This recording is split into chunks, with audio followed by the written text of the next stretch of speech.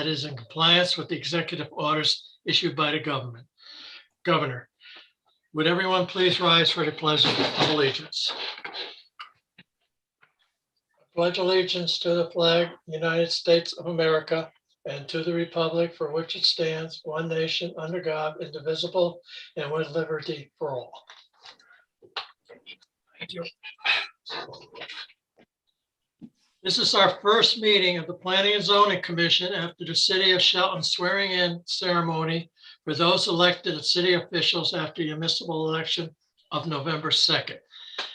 We would like to acknowledge Commissioner Parkins, Commissioner Ticky, who was reelected as regular commissioners to serve a 4-year term. We also acknowledge alternate Commissioner Laskos, who was elected as regular commission to serve a 4-year term. We further acknowledge alternate Commissioner Uso, who was reelected, and alternate commissioner to a 2-year term, and also welcome our new alternate commissioner, Dan Onofrio, for his election to serve a 2-year term. Congratulations to all. All right, I will begin with the roll call. Actually, Commissioner Parkins and Commissioner Uso will not be attending tonight's meeting. So Commissioner Laskos, please verbally indicate that you are present. Commissioner Laskos? Present. Commissioner Motto? Here. Commissioner Ticky? Present. Myself, Commissioner Kelly, alternate Commissioner Nafio, Present. and Planning and Zoning Commissioner Alex Rossetti. I'm here. Hello. Okay. Assistant Planning and Zoning Administrator, ZEO Josh O'Neill. Present. Downtown Project Coordinator, Ken Nappy. Here. Commissioner Consultant, Anthony Panico. Here. Recording Secretary, Sheriff Alonso. Here. And Sonographer, Stephanie Carbono. Present. Okay. I hope we got your name right, Stephanie. Alternate Commissioner. That's okay, no problems. All right. Onofrio will be seated for Commissioner Harger. 1 second, Charlie. Jenny, can you speak up? How you doing? Good evening, everyone. Can you hear me? Barely. I went through her steal already.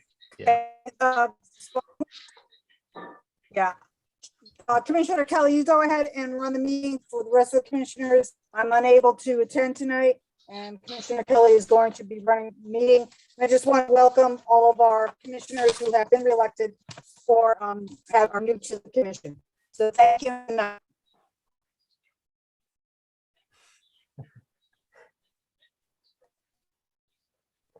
All right. Can't hear you.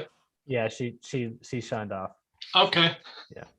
Couple of points before continuing with this evening's agenda. This is the P&Z's Commission 51st meeting be done by live streaming process. Commissioners participating will be able to make comments throughout the meeting so that we are not talking across each other and our recording secretary is clear as to who is speaking. Commissioners are asked to please say, Mr. Chairman, and then your name. As soon as the chair recognizes you, you will be free to speak. On the agenda tonight are 2 public hearings. Materials submitted by each applicant have been posted on the city website. Some comments on how each public hearing will be conducted. The applicant and/or its associates will make its presentation. The Planning and Zoning Commission will ask questions during the presentation or at its conclusion. The applicant or associates can answer Planning and Zoning Commission questions at the time they are presented or at the conclusion of the presentation. The public will then be recognized to comment on the application. Mr. Rossetti will indicate if any written comments were received from members of the public no later than 24 hours before the start of this evening meeting. If written comments were received, they will be read in the record. Members of the public participating through Zoom will be recognized at the appropriate time to verbally give their comments. The applicant's attorney and our associates will be given the opportunity to address any comments or questions from the public after the last person from the public has been given the opportunity to speak. If the Planning and Zoning Commission feels further information is needed from the applicant, the chair will ask for a motion to continue the public hearing. If a public hearing remains open, the Planning and Zoning Commission is not allowed to make any public comments, discuss any part of the applicant and or his associate presentation, or receive any additional information from anyone. If the Planning and Zoning Commission feels the applicant and her associates have answered all questions and addressed all concerns from the Planning and Zoning and or public, the chair will ask for a motion to close the public hearing. Staff will then schedule a discussion about the application on the agenda of the upcoming Planning and Zoning Commission meeting, and the Planning and Zoning Commission will then ask for the chair on how it wants to proceed. Some directions for the member of the public who choose to speak. Please state your name and address, spell any unusual names to assist the recording secretary and stenographer when doing the minutes and transcripts of the public hearing. No dialogue is permitted between the applicant and the public. So please direct general comments to the commission. Please direct specific questions about the application to the chair. All comments should be informational, directed to the criteria of the zoning regulations. Unless a member of the public, and this one's very important, unless the member of the public has new comments and or questions of the chair, members of the public are asked to briefly indicate whether or not they are in agreement with the previous speaker and not repeat the same testimony verbatim when it's their turn. So let's begin with the continuation of public hearing application 2123 Riverview Park Royal, Dominic Thomas for Canal Properties. And I'll read that. It is Canal Properties at 113 to 123 Canal Street, Assessors Map 130, lots 3, 4, 5, 6, and 7. Petitions for a special exception on a 2.57 acres in the Riverfront District Zone. This application is a 5-story mixed-use building with 11,000 square feet of retail commercial space on the first floor and 92 studio, 1, 2, and 3-bedroom apartments with on-site parking. The plans entitled Park Royal were prepared by J. Edwards and Associate Engineer and Getz Associates Inc. Architects. All right, Mr. Rossetti, are there any new comments received from the public? There are not. Are there any new reports or documents from the Fire Marshal, Engineer Department, Traffic Authority or received? We received one report from the city engineer with a few comments that should be online shortly. I know the applicant submitted a structural report for the cap to go over the brook. The city engineer will be reviewing that shortly.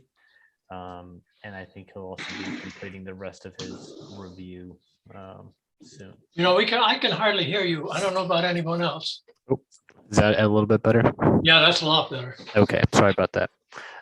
The city engineer is finishing his review of the project, and also he's going to be reviewing the structural report that was submitted to our offices today about the cap going over the brook.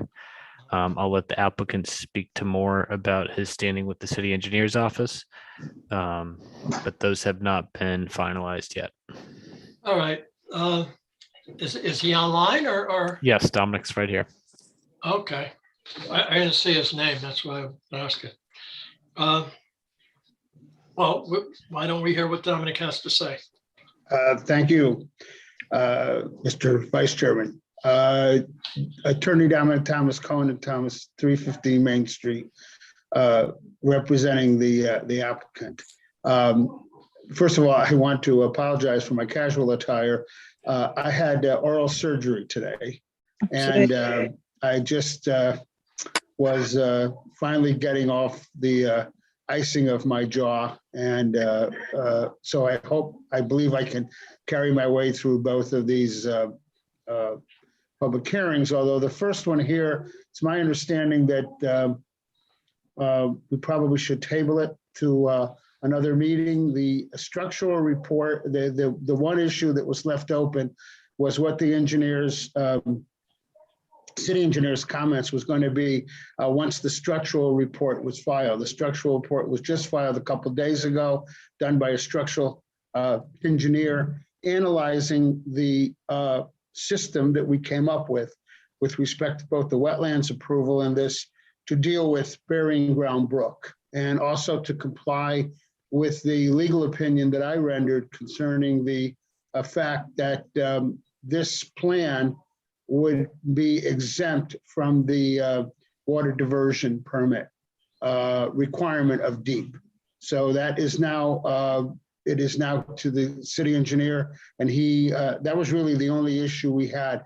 I just would point out to you that in the revised plans, as a result of this system, the site did pick up several more parking spaces, and we would identify it. So we actually have even greater parking now than even the parking that was proposed.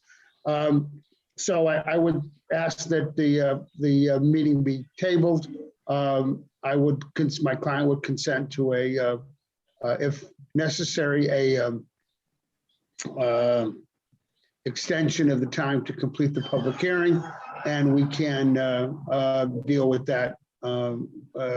Deal with that once the report is received from the city engineer, which is the only issue that's left. And I'm prepared to answer any questions if you have on anything else on it.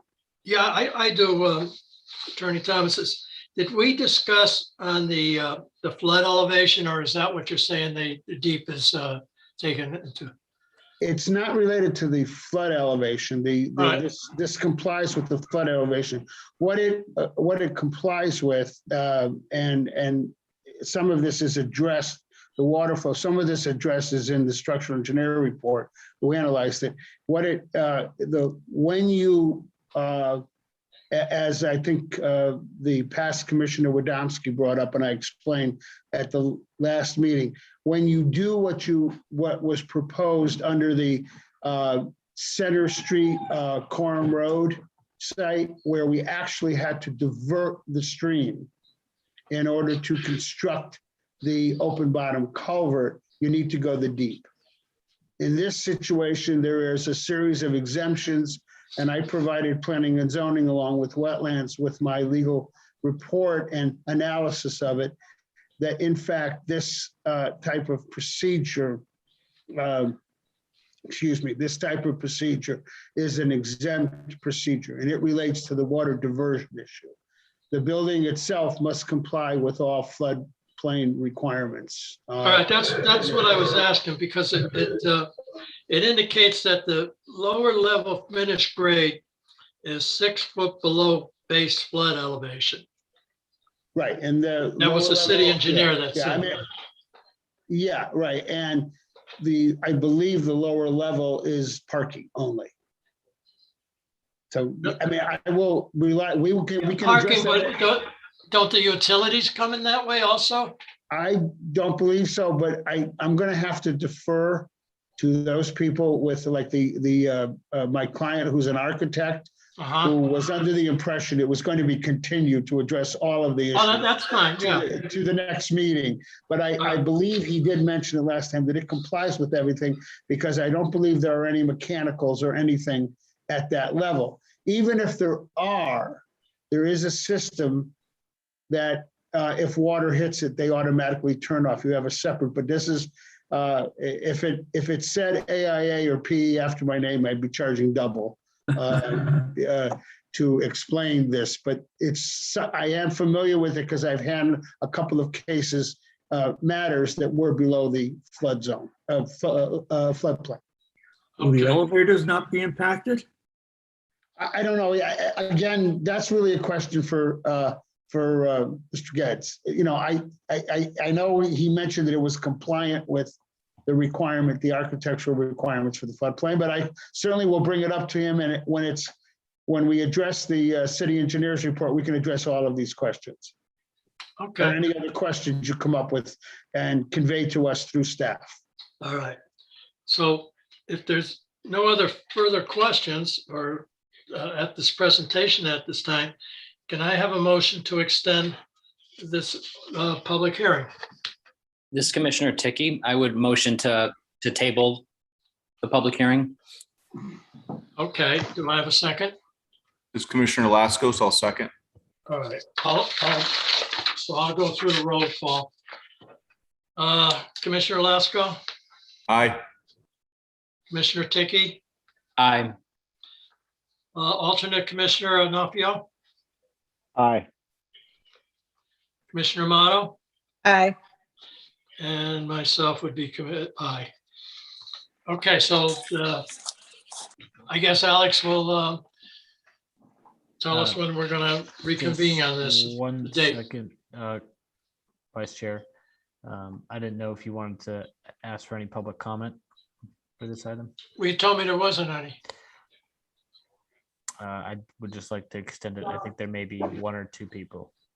Okay. I'd just like to just give them the opportunity. So if there's any members from the public who would like to speak up, please raise your hand through the Zoom features. That way we can acknowledge you for this application. All right, I believe this is Alderman McPherson. Mr. McPherson.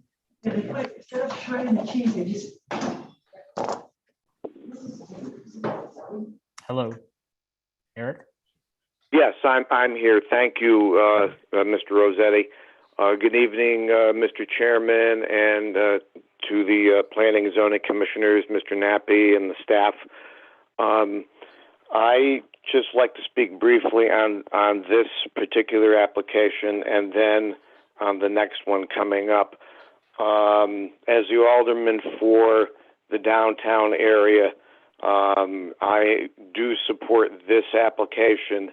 And I look forward to it continuing forward, as I have with many of the applications that we've had downtown, to see the amount of progress that we have made over the 30 years and the tremendous efforts of many people, from the administration to the various zoning commissions presently and who have served previously, and to my colleagues on the Board of Aldermen.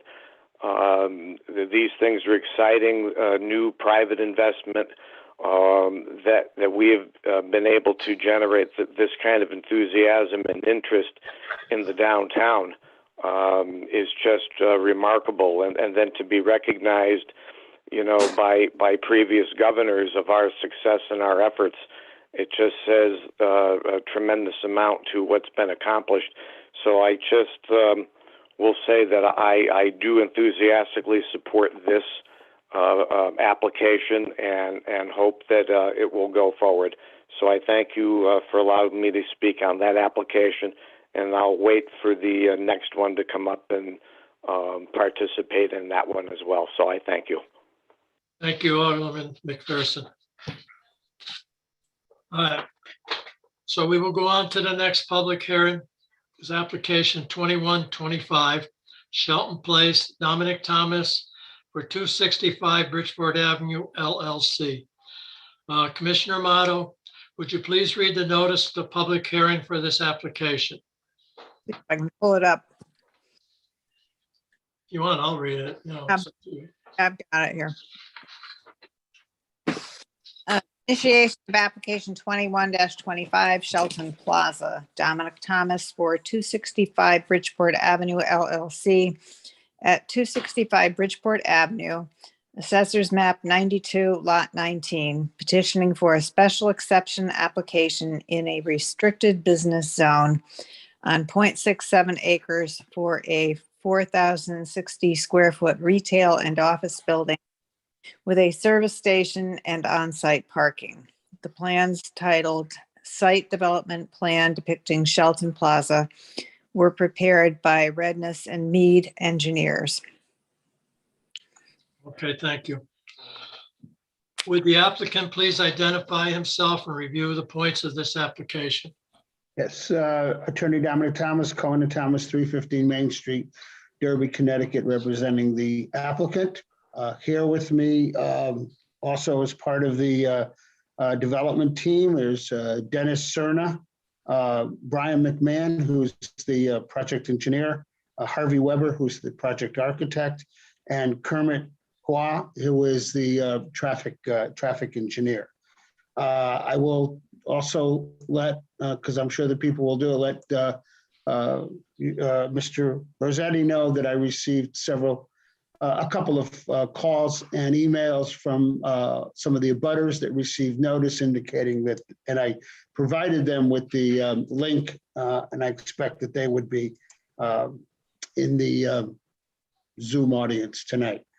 The first thing I'd like to put on the record is that I submitted via PDF copies of the required notices for a special exception public hearing, along with a photograph of the sign posting. The signs that you require were posted on both Bridgeport Avenue and on Cott Street. As identified, this property is at the corner of both. Why are we here in a special exception public hearing? Well, there are 3 proposed uses, 2 of which under the restricted business district zone require special exceptions. First of all, the gasoline sales, in other words, the retail gasoline sale, is a permitted use within the restricted business zone. I'm getting an echo, but I hope it isn't bothering you. The retail convenience store, when the restricted business district was put in, the retail, the concern was, and Mr. Panico can certainly, because we worked on this, me representing the car dealers and Mr. Panico for the commission, the concern was to prevent big box stores. So retail was limited. And in looking through it, the convenience store would probably be categorized as retail, and that requires a special exception. And business office also required a special exception in the zone. So a permitted use with the considerations that you have in 33.4. The site currently has small office, and Cott Street has a single family residential property. Alex, I have a GIS. Could I possibly share a screen? Can. Okay.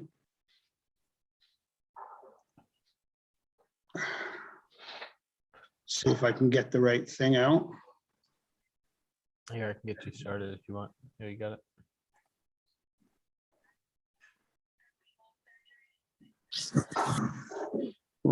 Wrong thing popped up.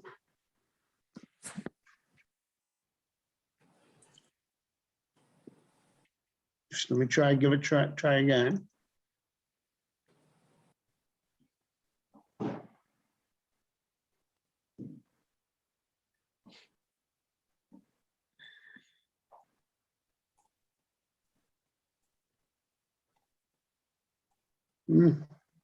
Here, I'll get you started.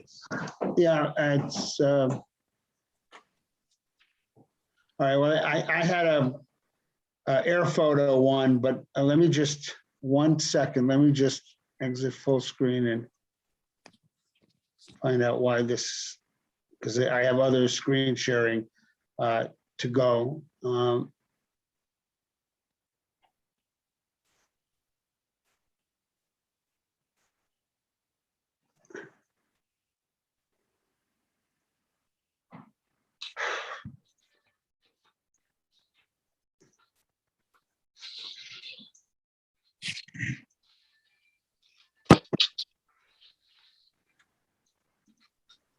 All right, is it screen sharing now? No, it's a blank. Yep, there it goes. Okay, there we go. Okay.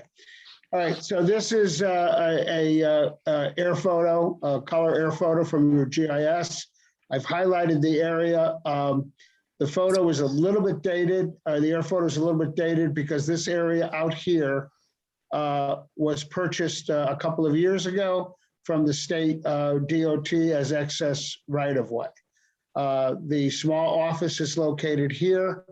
The single-family rental property is located here. There is a medical office building located on Cott Street. And the property, as you see, has frontage on both Bridgeport Avenue and on Cott Street. These over here are properties, some of which are owned by the entities that have the self-storage, some of which are owned by individuals, and they are residential properties. Just for your orientation, this is, I believe, this building at the bottom here is the wiffle ball factory. Now, the other thing that I think needs to be pointed out with this project, as you are aware, is there's Constitution Boulevard. And as part of the purchase of this piece of property, the property owners, Cotts Street LLC, entered into easement agreements with the city because Constitution Boulevard is going right through here. The extension of Constitution Boulevard, which was approved by the wetlands application, was approved recently, about 2 or 3 weeks ago. But this is where Constitution Boulevard is going to go.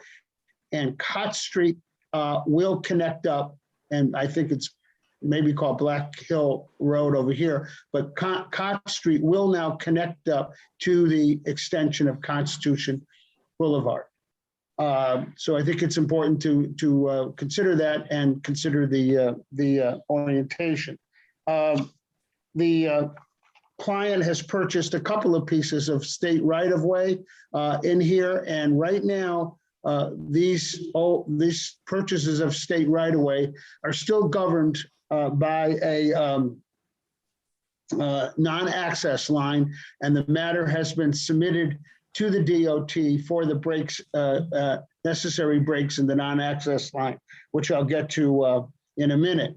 The location of this property, especially for this use, is important to consider. It is really in between the entrances and exits of exit 13. The exit and entrance for the northbound Route 8, exit 13 is located right here. And of course, right down this way, not on this picture, is the entrance and exit for the southbound Route 8. The properties, again, in the area are mixed in use, residential, industrial, self-storage, other commercial properties located in it. Now, with respect to the DOT and the issue with the non-access line, this property, it was originally thought that the non-access line only applied to a portion of it. But the older Route 8 maps, and to refresh your memory, this is the point in, and when I say refresh your memory, you probably have to be as old as I am, at least, to be able to understand this. This is the point where Bridgeport Avenue, when it was going to be Route 8, was going to then sort of go over to where Route 8 is now here. And so the non-access line continued to approximately where you now have Neen Street or Constitution Boulevard Bridge coming across. So the application was made for the breaks in the non-access line. Our proposal is for 2, as you will see from the engineer, is for 2 entrances and exits, and then 1 on Cott Street. And the initial response from the property manager who's handling this case, the property agent, I'm sorry, who's handling this case, was that there is no opposition to a break in the non-access line from the DOT entities that have reported. However, they are looking at this point, one of them at least was looking to only a single entrance. But I wanted to advise you of the progress that's being made on that. Since I sent out the notices of the public hearings, I have received a couple of responses and spoke directly. He may be on here to Dr. Sharnoff, who occupies a portion of the medical condos that are up in this building. And he had a discussion with me recently concerning the trees and the visibility of their site, which is blocked right now. And we are prepared, again, to address any concerns that they have. The concerns are really to reduce the amount of landscaping that exists and to create more visibility for their building. I also received an email from Mr. Rossetti a week or so ago with a couple of concerns that he had pointed out. And in his concerns, it related to 24.8.6 relating to buffers and loading docks and loading areas. I'm going to leave it up to Brian McMahon, the engineer, to discuss it in more detail, but I did do a responsive email addressing the concerns, and you will see that in this proposal for a convenience store and gas station, there's an area that's labeled loading area. And that is mainly the loading area for the dumpster. However, for those of you that, as commission members, you can look to your own experiences. But when you've gone into a Cumberland Farms or a Henny Penny or other types of convenience store gas stations, I'm sure you've seen the area where the delivery trucks, which are usually box trucks, delivering the Doritos or the drinks or whatever, the supplies, they pull in, they do try to deliver off hours, but they pull in, find an empty space and drop off and go away. This site allowed us to put an area that they could also pull into for their deliveries. It's not really a loading zone. And my reading of the language is that it's not really a loading zone as to what this regulation was intended to, which is where you had loading docks or other areas where trucks were parked for a period of time while they loaded and unloaded. We can certainly move it, as you will see, and take it out and tell them to go to a different location, go back to them. But I think that there is language in that section which states that the commission, however, may modify such greenbelt provisions for established pre-existing site improvements to support permitted use conversions. And I think that that language creates some flexibility on the part of the commission to look at the actual circumstances of the site. And that relates to the issue that you have, which is you can only have up to 60% of any required street or adjoining property that's pavement, parking, et cetera. And I think you will see here a couple of things that's interesting when going through it, that there is a retaining wall and landscaping, which is going to buffer the property, the building and the property from Cott Street. But in addition to that, right here, along here, as you will see in the plans, there is a substantial green belt that remains that is state of Connecticut DOT right-of-way. So I believe we've addressed those concerns and we will continue. Now, I believe, and as of today, there was no report from the city engineer.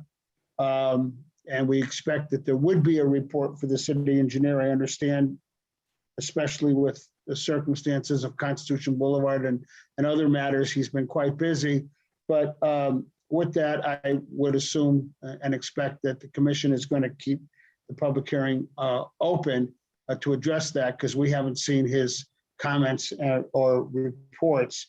But we're prepared to make a full presentation with respect to this tonight. So with that, what you will hear from Brian McMahon from Redness and Mead, who is the engineer on this site. He will discuss the site plan and also show you the landscaping and address some issues that have come up recently.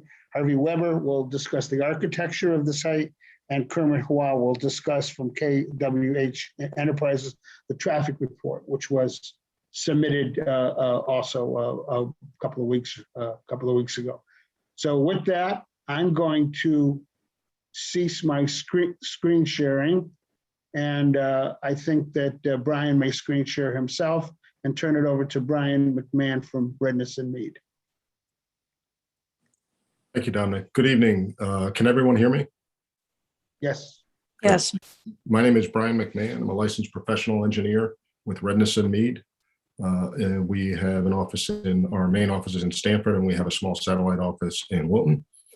We are the land surveyors and engineers of record for this application. We did prepare both the existing condition property and topographic survey, which you should have in your packages, as well as the site development plans, as Dominic had mentioned.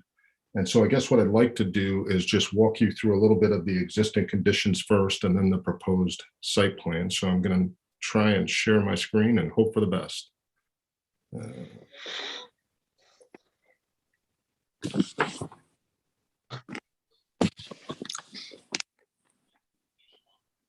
right, let's share this. That's not the drawing I wanted. Oh, there we go. Perfect. So that was it. There we go. So this is the existing conditions. It hasn't popped up. You have a blank screen. It was so far. It's telling me it's sharing, is it? It's trying. Yeah, it's thinking. Huh.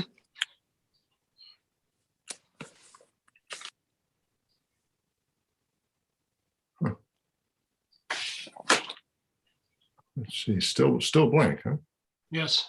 It's, Brian, if you want to tell me what plans that you have, I can pull it up. I am trying to show Alex our property and topo survey, PSTS in the bottom right-hand corner, as well as our SE drawings, Yep. site development plans. You got it. Should I stop sharing? It doesn't seem to be working, so I will kick you off. Okay. There you go. So are you able to turn over the pointer to me, Alex? Unfortunately not, but I will do my best to. Okay. Okay. Can you say otherwise, Tom? No, I can see it. I have the complete set of plans. And mine, I don't know, I still can't, I couldn't turn over the pointer, but I have the complete set of plans up, and I can blow it up, easy if it's necessary, but okay. Well, if you just blow it out, Alex, for the full thing, I think I can speak to it. Yep. No So- problem. So as Dominic mentioned, it's two parcels located at the corner of Cotts and Bridgeport Avenue. On the lower left-hand corner is the commercial structure on the site. Just above it on the screen is the residence and the accessory structure. You may note in between the two, there are two separate driveways accessing both to parking areas in the rear of each structure. Although it really acts as one giant, wide, large curb cut along Cott Street. As you all probably know, the topography rises fairly quickly up just past that driveway, so that to points west of our site on the top of the page, especially the adjacent medical office building that Dominic had mentioned, sit well above our property. In fact, the elevation of the driveway just to the west of our property along the top of the screen there, the driveway that acts as the medical office building, is about 25 to 30 feet above Bridgeport Avenue. And the parking lot that serves the medical office building, which is essentially to the north of 3 Cott Street, yes, right in that area there, that sits above our site as well. And in fact, the retaining wall just to the east side of that parking lot there, the existing retaining wall that is, to the east side, nope, down, I'm sorry, Alex, go down. Right there, see the concrete wall, there you go. That's the parking lot that sits above our site, and it's about 11 or 12 feet high at that point along the easterly face where it faces out towards Bridgeport Avenue. And I mention that because we're going to talk, when we speak about the proposed site plan, we're going to talk about the retaining walls that we are proposing here, much for the same reason, to sort of mitigate the topography of the area.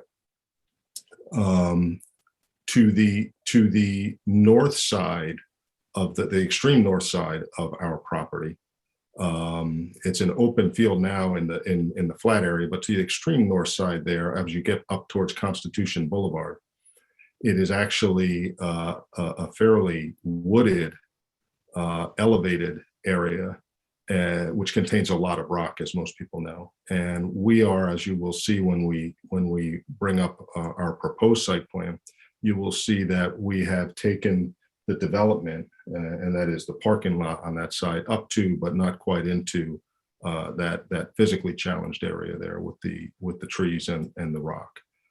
So I guess, yeah, if you want to bring that up, Alex, that'd be great, and I can walk you through the site plan. As Dominic had mentioned, we have a total of 3 curb cuts. All are proposed at this point to be two-way.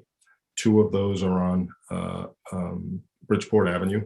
And as Dominic mentioned, both of those are subject to gaining approval from the state DOT to break the non-access line.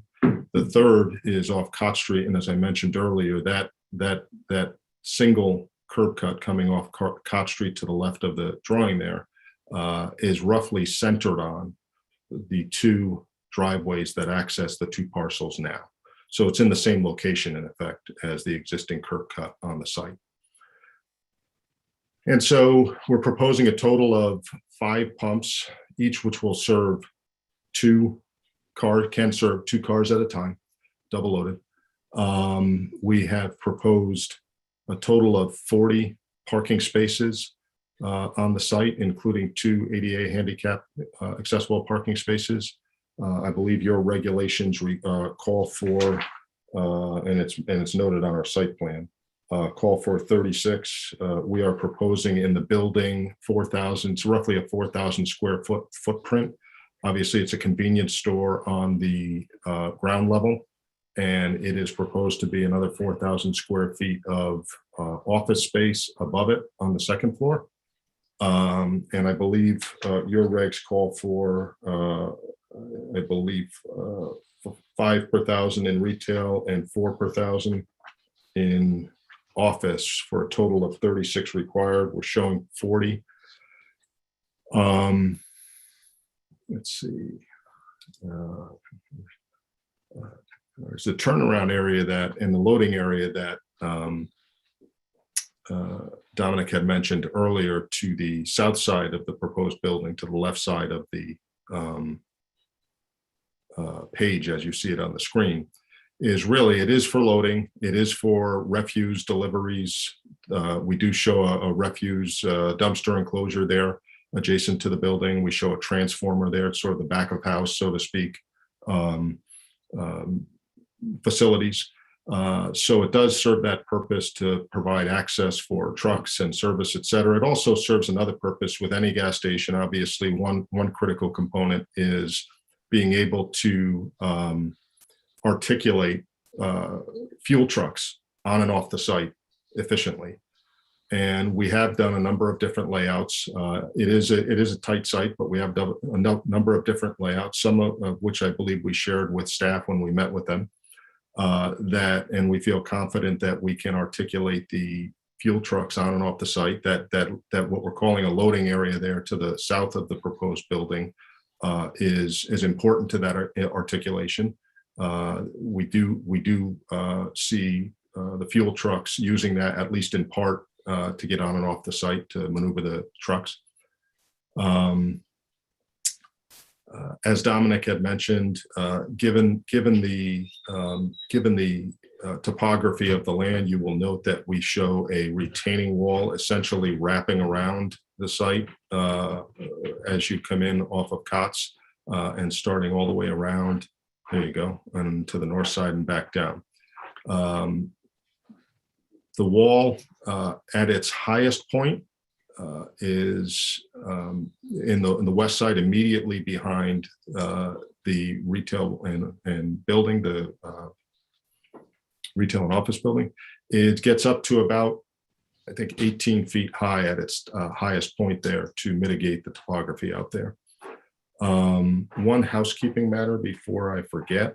What we don't show on our plan and we intend to include, and certainly for the next meeting we'll have on there, we did not include an indication of a safety barrier at the top of the wall. We will include that. Obviously we need it, and it will meet all applicable codes, but we anticipate it'll be something akin to a 4-foot tall chain link fence, again, meeting all applicable codes for safety.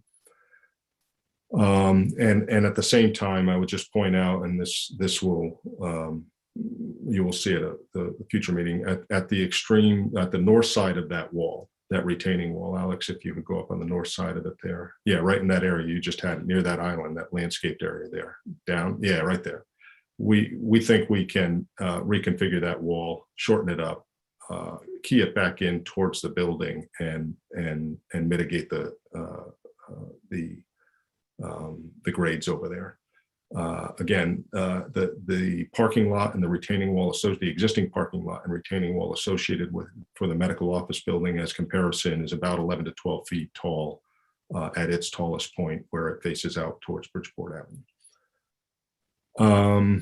Let's see, utilities, all conventional utilities are available and abut the site in the road frontages. We are showing utilities coming off. I don't know if you want to scroll through to the next sheet, Alex, if you have it up there in one file.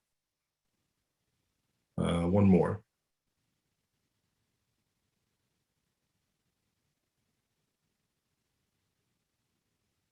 There you go.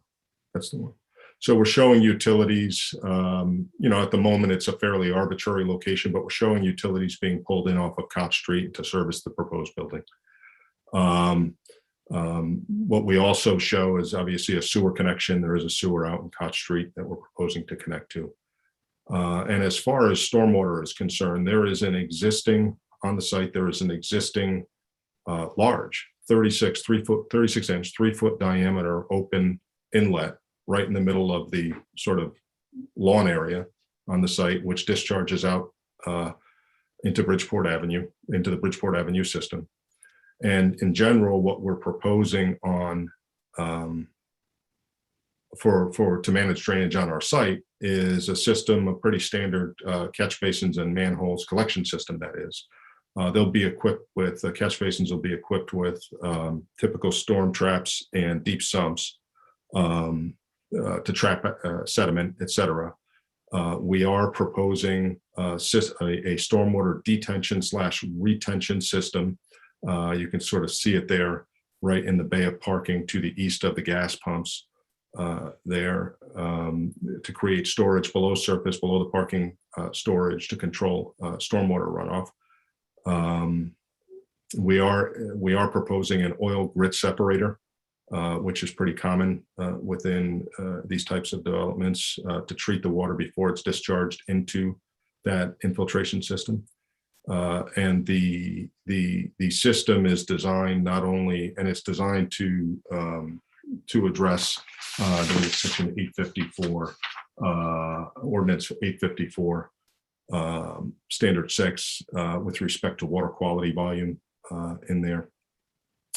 And the short of it is, we are providing the water quality volume required on site per that ordinance, and we are also controlling runoff so that the peak rates of runoff discharge from the site are at or below pre-construction levels up to and including the 50-year storm event.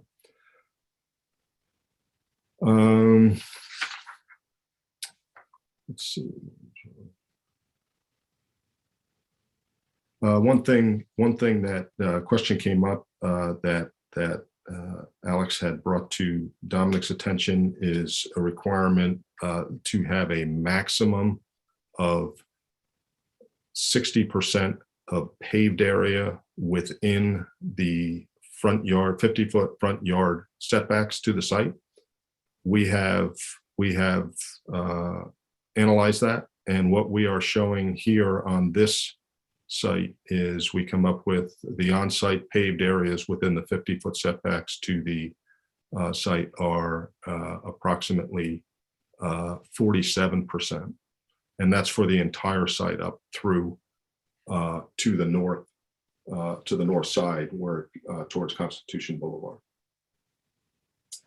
So we think we meet that particular standard. And I guess I'd like to touch a little bit on, we did not prepare the landscaping plan. Eric Rains, landscape architect, who is not here tonight, did prepare it. But Alex, if you wouldn't mind bringing it up on the screen, I can speak to it briefly.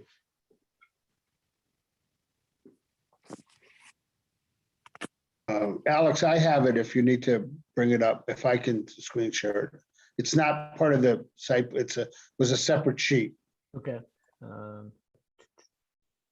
Got it. There you go.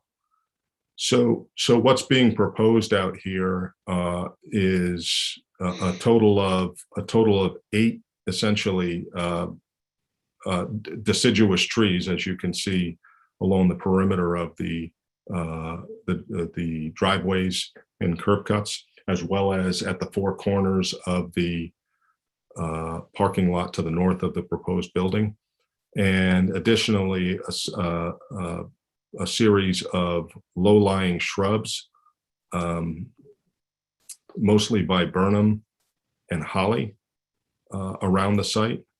One thing that we've been made aware of, I have not spoken with the neighbor, the doctor from the medical office building, but I know Dominic has, and I believe that the concern by the owner is that, I don't know if I'm misstating this, Dominic, but too much natural screening out along the westerly property boundary on the high side of what will be the proposed wall. Yeah. Between our site and the medical office building. Yeah, I just want to jump. I don't want to speak for Dr. Charnoff. His comments related to the fact of what we were going to be doing with the existing trees in the back. They have taken down some to create greater visibility for their building. I wasn't sure what, if any, trees would be taken down along the rear of the building, but that was his concern. We can certainly, if there is an issue, and I know there, Brian could talk to whether or not there will be an issue with the existing trees along the driveway when we do the retaining wall, but certainly lower level and more appropriate landscaping can be installed to maintain the visibility of their building, if that's what, if I'm representing Dr. Charnoff correctly. I don't want to speak for him in that, but that was the concern that I discussed with Brian. Brian can talk about the issues of with the trees that are up there, that are existing trees on the site, what the issues are with them with respect to the retaining wall.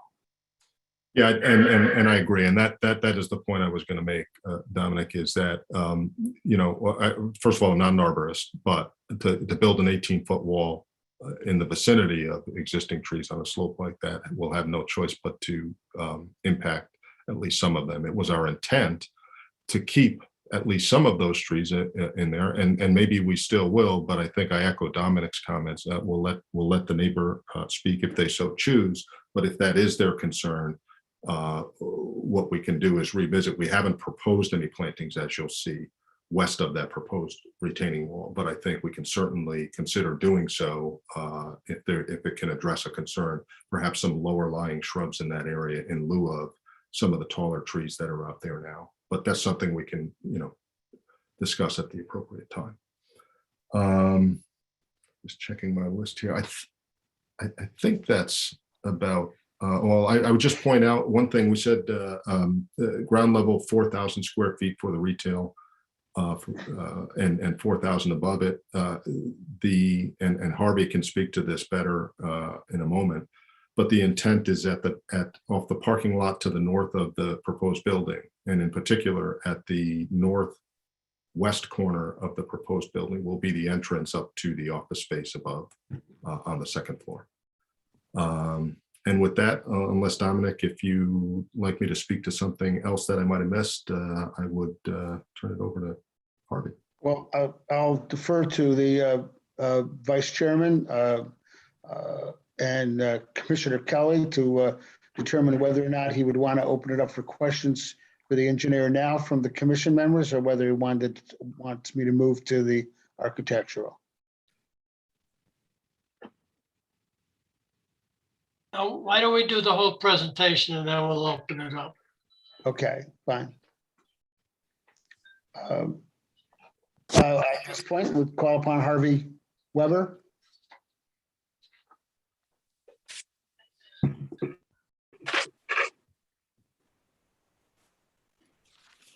So I guess what you see here is a perspective rendering of the front of the building.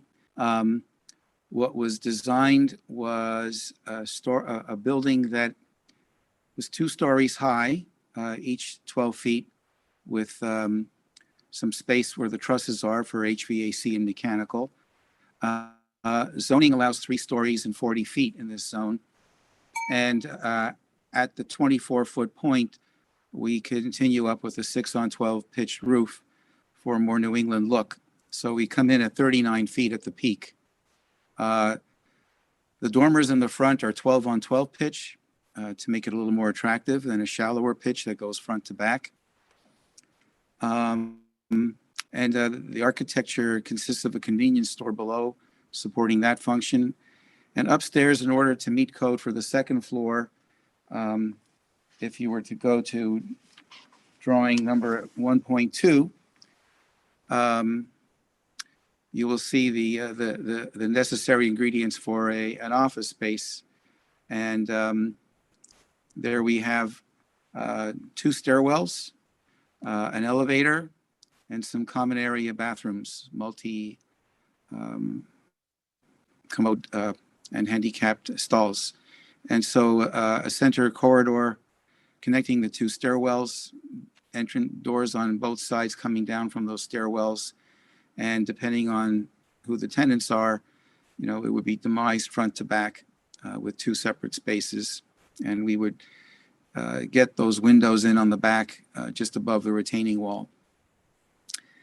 Just a feature, if we go down to the first floor, we have some awnings, metal awnings that hang on cables over the front windows for some shade. The inside has a handicapped accessible bathroom right in the front on the right, sales counter to the left. The stairwells eat into the space. We have a mechanical room behind the stairwell on the rear right-hand corner.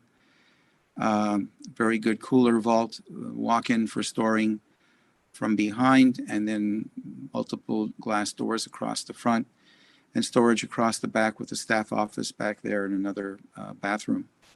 So it fits very neatly on the site. If you look at this, these drawings don't show it, but the building in the back, half of it is on the right-hand side. And if you look at the site plan where the parking is there's 70 feet of exposed area to the property in the back. Our site plans don't show that building in the back. We'd have to go to the aerial photo again. But if you were to superimpose that on your mind, you can see that our building would stop in the middle of that building in the back. So the right half of it would easily be exposed to the street. The other features, the skin on the building would be hardy board or cedar siding. The canopy in the front would be a little more contemporary to make it more of a design feature, so be it more eye-catching, so people will be more inclined to want to stop here and get gas. If you look at that perspective rendering, where we have it with a sloped roof and pitched columns. I think you'd see that on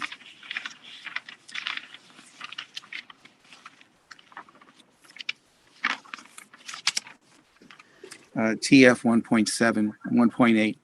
So it's a little bit of a design feature. Hopefully you would find this attractive.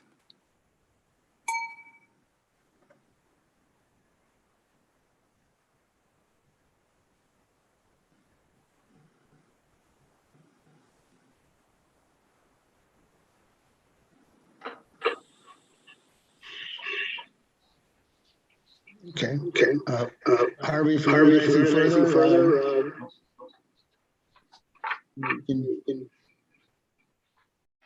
Are we ready to open it up to, Yeah, I'm just saying, Harvey, do you have anything else you wanted to add?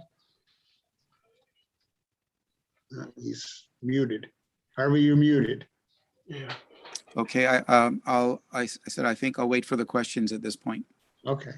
okay. And at that point, and just, You're, Dominic, you're echoing. yeah, I don't know why. I No, don't have this. it's the only Harvey. thing Harvey's computer is doing the reverb. I don't know why. I don't know what his setup is. But Okay. I just, we think this is a very attractive architectural proposal, but I just want to remind the commission, this is site plan special exception as opposed to a PDD, but we still want to comply with the highest quality architectural in this situation. And with that, I would turn it over to Kermit Hua, who's the traffic engineer. Thank you, Dominic. Is that echo? No? Okay. For the record, my name is Kermit Hua, Kermit. Last name, 3 letters, spelled as Hua, as Apple. I work for KW Enterprise LLC in Meriden, Connecticut, and I prepared a traffic report for this site. Mr. Chairman, I will just briefly go over the key points of the report and findings and be ready to answer any questions the commission and the public may have. For this traffic study, I did the traffic counts in October 2021 for a weekday morning peak hour, weekday afternoon peak hour, and a Saturday midday peak hour, and looked at the busiest hours of operation for the future site and also for the adjacent roadways. After that, because this is not peak season, I adjusted those October volumes to peak summer month volumes. So in other words, the resulting volume represent the busiest season of 2021. And also because we are in a pandemic, what I did is I compared the resulting 2021 volume with most recent pre-pandemic volumes we have on record, which is volumes from a other development in the area in 2015, I believe. What I found out is actually my volumes are generally much higher than pre-pandemic volumes from that study. So I did not make any further adjustment to reflect the pandemic conditions. About this site, using IT Institute of Transportation Engineer manuals as a guide, the IT method essentially tells us that about 62% or about 2/3 of the trips to this kind of uses, gas stations / convenience stores, are pass-by trips. In other words, they are trips made by drivers. They are already passing through the site on Bridgeport Avenue and Cott Street. So the net new trip from the development is only 1/3 of the total trips. Going through the driveways of the site. How many net new trips we are talking about? We are talking about 91 net new trips for the morning peak hour, weekday morning peak hour, 91 for the weekday afternoon peak hour, and about 90 trips for the Saturday midday peak hours. So if 90 trips for 60 minutes, so it's about 1.5 trips per minute if you average over the course of an hour. And the resulting, I also looked at level of service, future level of service when these trips start using the site and the side driveway and the adjacent roadways. The kind of delays we are looking at is just because the weekday afternoon peak hour is the busiest time for Bridgeport Avenue. We are looking at delays up to 58.3 seconds for vehicle exiting Cott Street. Now, during the other 2 peak hours, the morning peak hour and the Saturday peak hour, the average delays are much lower. If you look at the typical conditions for this kind of a gas station and convenience stores, up to a minute delays, during the busiest hour is not unusual. So it's in my professional opinion, this is typical for this kind of development, and the side trips will be adequately accommodated by the adjacent roadways. Dominic mentioned there is ongoing discussion with DOT about the driveway configurations, whether one driveway or two driveway, or how those driveways are configured on Bridgeport Avenue. We are having these ongoing discussions with DOT. We will have these discussions with DOT, and so that will likely determine the ultimate layout and the traffic impact. But even we have only one driveway, which I did analyze the scenario in the report. Even if we only have one driveway, the level of service, the amount of delay at the Cott Street intersection is not that much different. We are looking at about little less than 1 minute during the busiest weekday afternoon peak hours. Overall, my professional opinion is all the side trips will be adequately accommodated by the roadway system in the area. Dominic also mentioned the Constitutional Boulevard construction project. The advantage of that project right next to near our site is it provides another option, if you will, for vehicles currently using Cott Street and potentially some of our traffic. If they so choose, they can have the option to make a right turn out of the driveway on Cott Street and using the future signal at the intersection of Constitution Boulevard and the Bridgeport Avenue. In other words, protected turns, we can use those traffic if they choose. We can use that intersection as the other option to access Bridgeport Avenue. So that's a plus, I would say. Mr. Chairman, that's all I have for now. If you have any questions, I'll be glad to answer those. Yeah. Before you go to questions, just to elaborate and I submitted it, although I just submitted it this week, it came because it came up during a conversation I had with one of the abutters. If I could screen share, Alex, could I screen share for a minute? This is what was submitted. This is what was submitted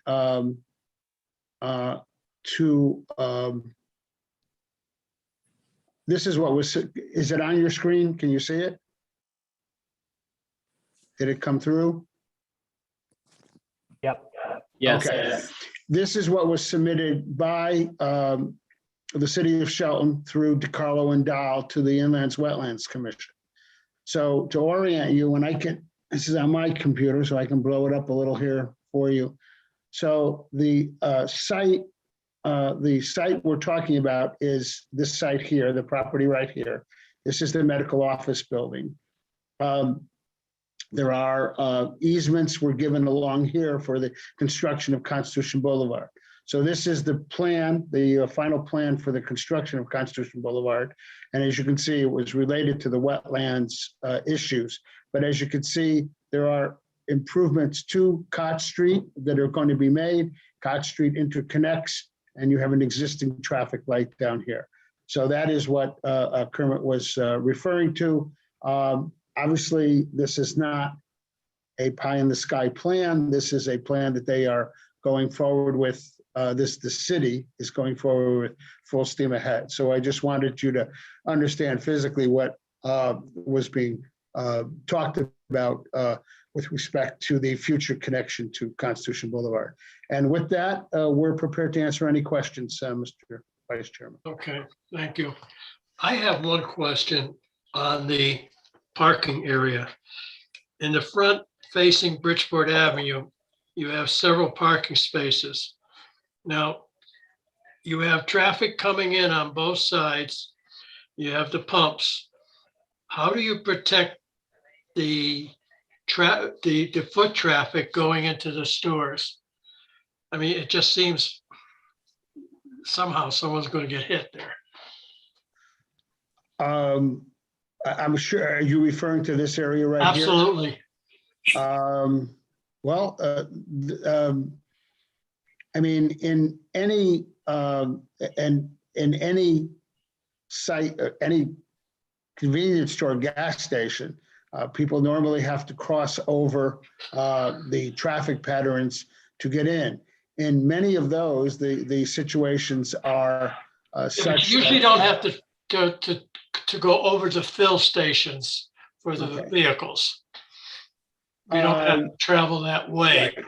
Is there going to be some sort of a path, a sidewalk, say to the right? And well, you can't even have it to the right because you got that opening. You have an in Well, out you can traffic. certainly, you can certainly create crosswalks, but I don't, the people that usually come to this, I mean, the whole purpose of this was to accommodate the sufficient amount of parking and to keep this parking for the office use that was required. I think the parking requirements, if I'm not mistaken, for the convenience store alone, the parking spaces would have been 16 spaces for the convenience store, and then you have all the spaces along the pumps. So we would have had 16 spaces. Frankly, these two would have easily complied with that. Because we have the office use, there's more out here. I'm sure we can look at a way to create a crosswalk, a couple of crosswalks, and if they wish to go there. I would assume most of them are going to walk in between the pumps to get there. Right. In other similar type developments, that's exactly what they do if they're parking along the. Yeah, but normally you don't have them after the filling stations themselves. Usually it's before and clustered around a building, say, for an example, on the highways, you have the truck stop, so on and so forth. It just seems like an accident ready to happen as far as I was concerned. But put that aside now, where are the tanks going to be buried? In the front? The tanks will be determined really at the time that a tenant is called. The location of the tanks will be determined by the best flow for the tanker trucks to come in. And that will be part of, once we know the exact, once we know the tenant is, what the tenant's desires are, and once we know the exact location of the Bridgeport Avenue entrance, then the tanks will be located in the best location for a smooth truck flow. So we don't even, at this point, we don't know the traffic flow for the tankers coming in and out. Am I correct or no? Well, I can defer to Brian. He can talk about what would happen to a tanker truck if it was just, let's assume it was just the northern entrance and this. Brian, can you? Yeah, I mean, we have analyzed it for the current site plan that's on the screen. And we have determined that we can articulate the fuel trucks in and off the site. Okay, how would you do it though? I mean, you have the arrow, so. Do I have the arrow? Yeah, how would you do it? We would, the current configuration, and this is something we had shared during our meeting with staff, the current configuration would have the trucks pull in front first into the loading dock area and back around and articulate through, so it's in the drive aisle that is directly in front of the building. No, I'm talking about the tankers. That's what I mean. That's what I'm Fuel referring to. dispensers, yeah. Yeah, they will use that loading dock area to maneuver, in effect, a 3-point turn, if you will. And we've laid it in, computer modeled it. And so that they would then egress off the site through the Cop Street curb cut. So basically, your fuel storage would almost have to be within sight of that turn or something like that in that area. I think the client, we've had discussions with the client. I think it lends itself well to being there, the fuel tank storage. But Dominic is correct. I mean, we are waiting to see what the final configuration of the access from Bridgeport Avenue is. Okay, thank you. Does any other commissioners have Questions for the applicant or associates? Yes, Chairman, this is Commissioner Ticky. I had two questions. I'll mention them both, and then however you all want to take it. But my first question was, I'd like to learn a little bit more about the burying ground brook and the flooding that the brook sees when we have rainfall events, and just to hear more about what you're all doing with stormwater and water runoff from this area. And then my other question, unrelated to that, is back to the traffic study. I understand people are already on routes and they might be driving by the site already, and so it's not creating a new trip for them. It is also conveniently located right off exit 13 on Route 8. People have been known to pull out their phones and check out where the nearest gas station is. And I'm just wondering I'll read the traffic study in full, but what did the traffic study say about the new trips that would be generated, since you are right off the highway and people might find it on Google Maps and decide to come off the highway and to go to that gas station? Well, I think the first one, I pulled up the, Brian, I pulled up the, I think this is the storm drainage plan. It is, Dominic, and as far as the storm drainage is concerned, we are mitigating on site, both for water quality and encouraging infiltration back into the ground with that, but also with, I mean, this does represent an increase to runoff from the site. It's a largely green site now compared to the use that we're proposing. And so we are creating this storage below grade. I will note that given the topography of the site, that the sort of the flat plane of the parking area and gas pumps will sit in fill some 6 feet or so above the elevation of Bridgeport Avenue. And it's within that, partially within that fill, that we are creating this storage below that parking bay in the front there. But we are controlling runoff at or below. And in fact, in many of the storms, we're creating fairly, not just maintaining status quo, but creating fairly significant, I would say, decreases in the rates of runoff from the site. Yeah, and Commissioner Ticky, Burying Ground Brook is on the other side of Bridgeport Avenue, is that correct? Where it's piped on the other side? I think that's correct. Yeah, I think it's culverted. So, and Brian, maybe you can answer this. Are we connecting to the Bridgeport Avenue Route 714 storm drainage system? That is correct. There is an existing large capacity pipe on the site, on our site, that we are essentially encapsulating in a manhole and treating, controlling, and discharging to, which goes to the Bridgeport Avenue system. That's correct. Yeah. And I'm not sure, we're not sure whether, and we can surely get an answer for you, whether or not the DOT system goes into Burying Ground Brook. We can get that answer, yeah. Yeah. Thank you. We will get that answer for you.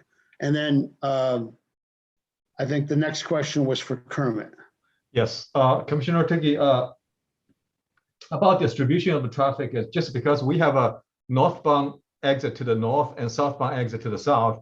And I also looked at the distribution of both approaches of Bridgeport Avenue traffic. They're about equal. You know, there are some difference in a peak hour commute hour patterns. So what I did for the traffic study is I assume equally split between the two approaches of Bridgeport Avenue, 50% to and from to the north, 50% to and from to the south.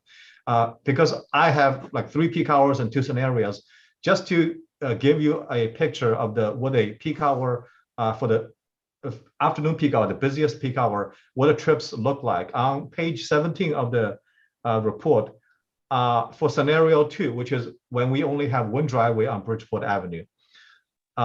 During that afternoon peak hour, we are looking at 39 trips out of Cott Street, 39 into Cott Street. That's from both approaches of Bridgeport Avenue. For that one driveway on Bridgeport Avenue, we're looking at 78 trips out of the driveway and 75 trips into the driveway. So that gives you a rough picture of what the busiest hour look like for the driveway and the Cott Street. Thank you. Thank you both. Any more questions from the commission? Commissioner Matto, I'm trying to understand the original, what's on the original site or what's there currently. To see if I'm seeing this right, is this actually 2 lots that you are putting together, each with a frame dwelling on them, a house? Yeah. This is, hold on, did you have, yeah, this has, these are the 2 sites. So it's 2 Okay. lots. It's 2 lots, So 3 both cots. The have- addresses are 3 Cott Street and 265 Okay. Bridgeport Avenue. This Okay. has an office building on it. Yeah, okay. So that's coming down and the house is coming down. And the garage in the back, yes. Yeah, okay. And currently it's sloping up to the medical office building, but it's going to be flattened and then retained? That basically, instead of That's sloping? correct. Yes. Okay. All That right. is correct, yes. All right, thank you. Mr. Panico, do you have any questions, comments, or concerns? Had a whole variety of questions. Many of them are minor and we can handle them at a staff level. But of a major concern, I don't know whether the applicants were aware of paragraph 24.8.6 of our regulations pertaining to this zone, which requires a 20-foot green belt along all streets. And the site plan doesn't seem to respect that. And the second concern I had, major concern, with respect to the traffic report, in my review of it, I did not see anywhere where it addressed the potential conflict caused in the northbound travel of Bridgeport Avenue when a vehicle stops to make a left turn into the site. And there's only one northbound flow. There are 2 lanes, but the outside lane is devoted to right turns at Constitution Boulevard. Right, over So the you really have 1 lane of traffic, and now a car is going to stop to wait for traffic to pass in order to be able to enter the site.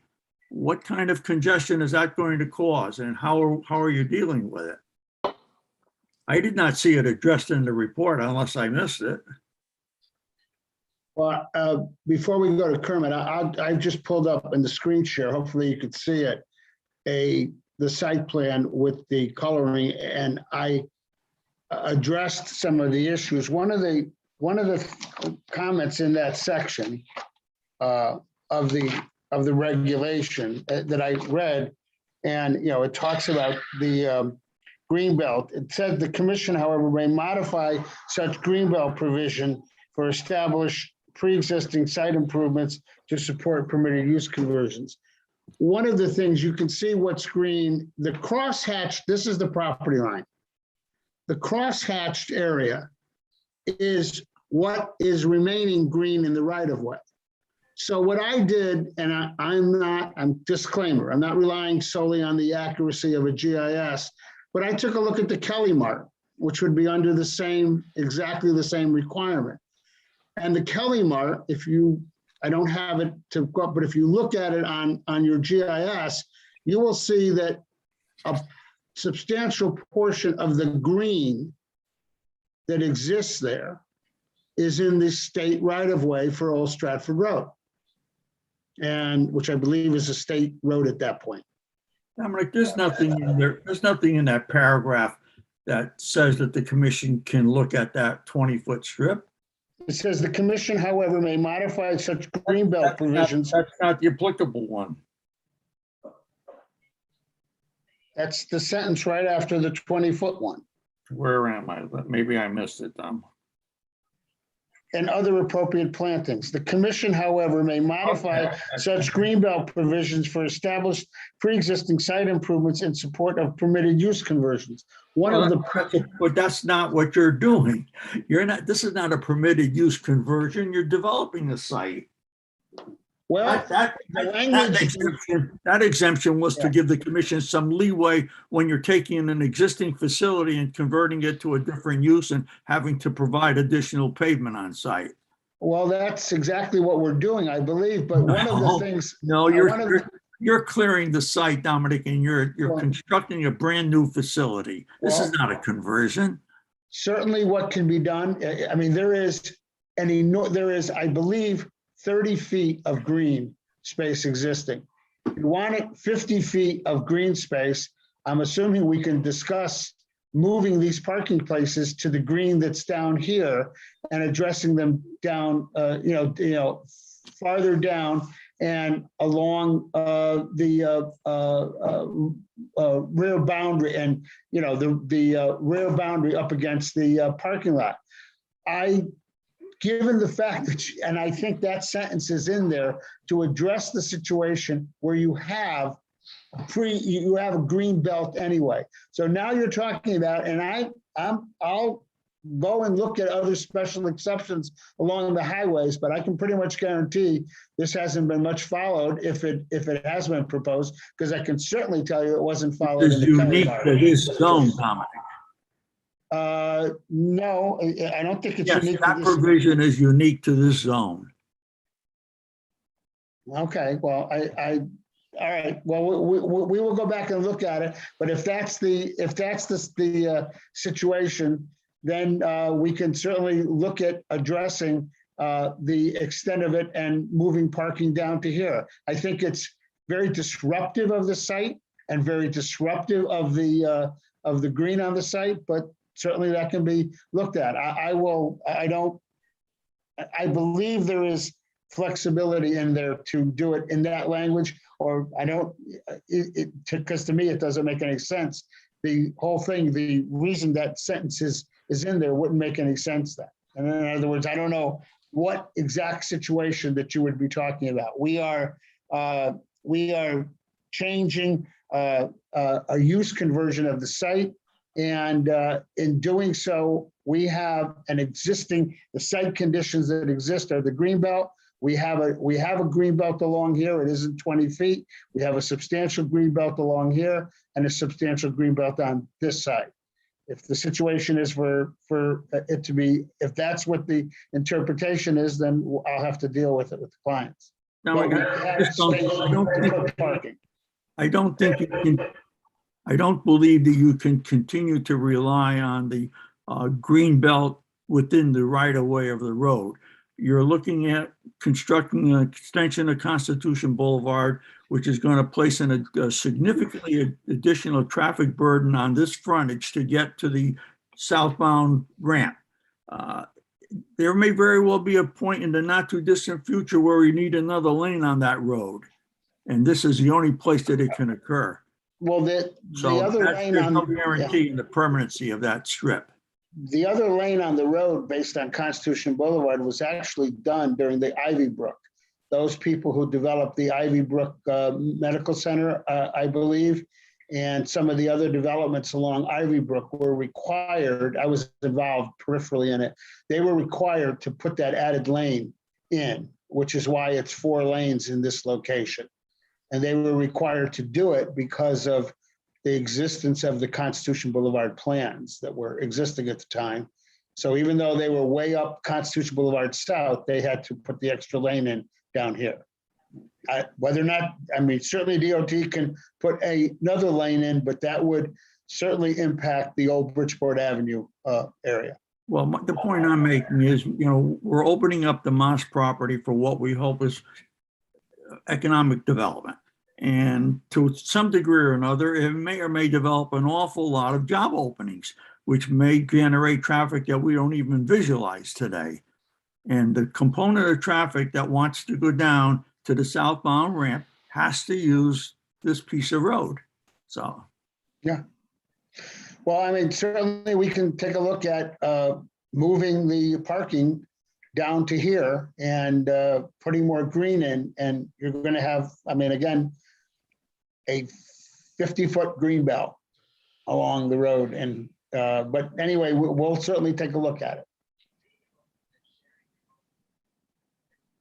Does anyone want to comment about the disruption of the northbound traffic flow in that single lane?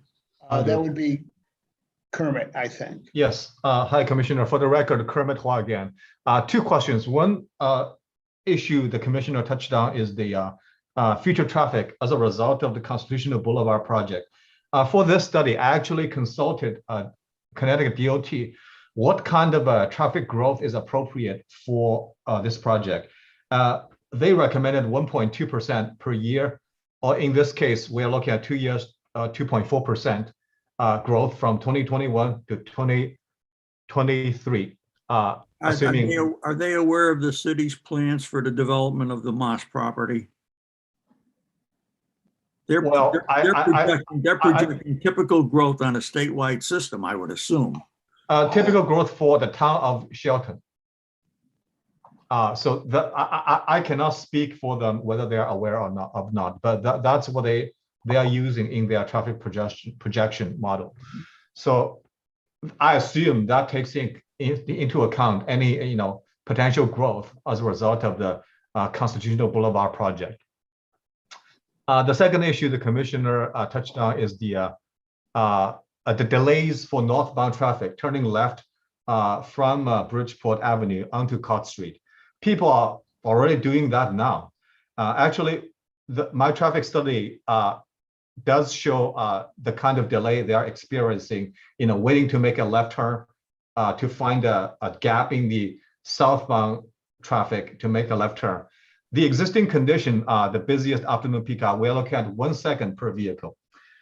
Just because we have 2 lanes, that's the result I get. On average, the left turn lane, they wait average 1 second. Obviously, some vehicles wait longer. Some vehicles, they have wait 0 seconds. So the average of 1 second. For the future build condition on page 27 of the report, for the busiest afternoon peak hour, it's 1.9 seconds. So that essentially not much, I would say negligible delays for people making the left turn from northbound Bridgeport Avenue into Cott Street. So that's what the analysis shows, Commissioner.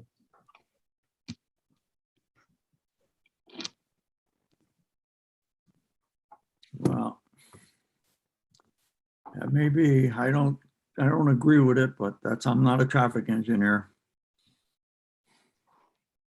We will certainly examine it further, though.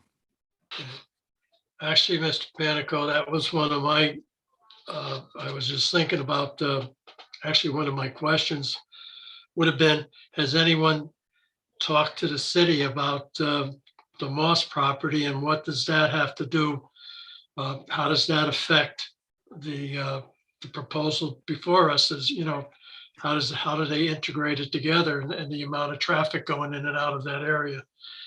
I know it's nice to go 1 or 2 years, but I think we have to think about maybe the next 10 or 20 years down the line, what's going to happen. Yeah, because among other things, aside from the Moss property, Constitution Boulevard West is eventually going to go past the Moss property to Shelton Avenue, and then continuing all the way up to Route 110 up in White. In the White Hills, that's exactly correct. And there's going to be times when that's going to provide a major feeder. It's a shortcut on Bridgeport Avenue. Yeah. So let's not bury our heads in the sand. But you're right. I agree. Well, I mean, I guess what I'm looking at and what I would wondering is, yes, there would be a hope that there would be increased traffic, and is increased traffic saying to the property owners here, we don't want you to develop this? That's not at all. The state had a non-access line there for a reason. No, the state had a non-access line because in 1948, somebody decided that was going to be Bridgeport Avenue. The state is analyzing it. Understandable, but are we talking about reestablishing that in terms of usage, not designation? Well, the state is analyzing it. The state has both the traffic study and the Constitution Boulevard plan to analyze. All that's been submitted. The state is aware of it. In fact, there was even discussion with the city at some point, because it's going to go through here. I'm not sure what's going to happen to the properties, but obviously you can't have an access to this property off of Constitution Boulevard unless there is some discussion with respect to the property above it. But if the issue is that there's going to be more traffic, which there is going to be more traffic, I don't, the DOT has already been analyzing the issues, and the traffic people have indicated that they believe the non-access line could be broken, but it may just be broken once. It may be broken with a restricted right turn in, right turn out. So they haven't made up their mind yet. But if the position is that there is, well, I mean, that's really up to the state and the traffic engineers. But if the position is we don't want any access onto this property from Bridgeport Avenue, that's a pretty draconian statement. Well, not really when you look at the existing conditions in the past, Dominic. Every time we've looked at those parcels, we've always envisioned development of those parcels, but service from Cott Street. It was never envisioned as developed service from Bridgeport Avenue. Well, we do have that, and the state may come in and say, that's the whole point, that you have right turn in, right turn out. We're waiting to hear back from the DOT. That's what their position may very well be. We don't know. But they are analyzing it, and they're not analyzing it at this point from the response that we have gotten, I have gotten. They're not analyzing from it from a perspective of we're not going to break it at all.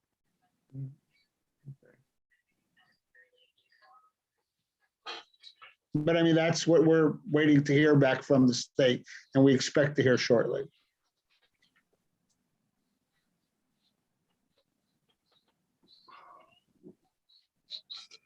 All right, should we move on? Any other questions or? Well, I wanted to move on to the public portion. And Okay. see if Mr. Rossetti has any comments received from the public that need to be recognized for the record. And also, I'm sure people are on the line wanted to talk. Ken, did you have your hand up? Yes, I did. Could you hear me? Yep. Yes. Yeah, just a couple questions.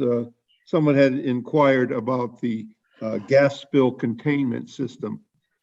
Because again, although Means Brook is on the opposite side of the street, some flow does go into it. The second thing is on the traffic study, Kermit, did you recognize the traffic coming from the apartments of the Sunwood condominiums and also the new apartment complex off of Old Bridgeport Road? In addition to that, many people use by the dealership an entrance of Old Bridgeport Road to get to Cott Street. And has that been taken into your traffic study? Go ahead, Kermit. If I may respond, are those projects existing? Yes, they are. Okay, so then all their traffic is included in the traffic counts. Well, they have both access to Old Nels Rock Road and Old Bridgeport Avenue. I didn't know if there's a way to anticipate further traffic towards Old Bridgeport Road because of this project. Why do they want to change the direction of traffic as a result of this project? I don't understand this. Well, maybe they need gas. Maybe they need to go Well, to the then convenience store. you know, there are two components of the traffic. One is the existing traffic. Like you said, they are already in place. Okay, these are included in the traffic counts. The second component is a new trips. That is trips visiting the gas station. I also accounted for that. So both parts are accounted for in the traffic study.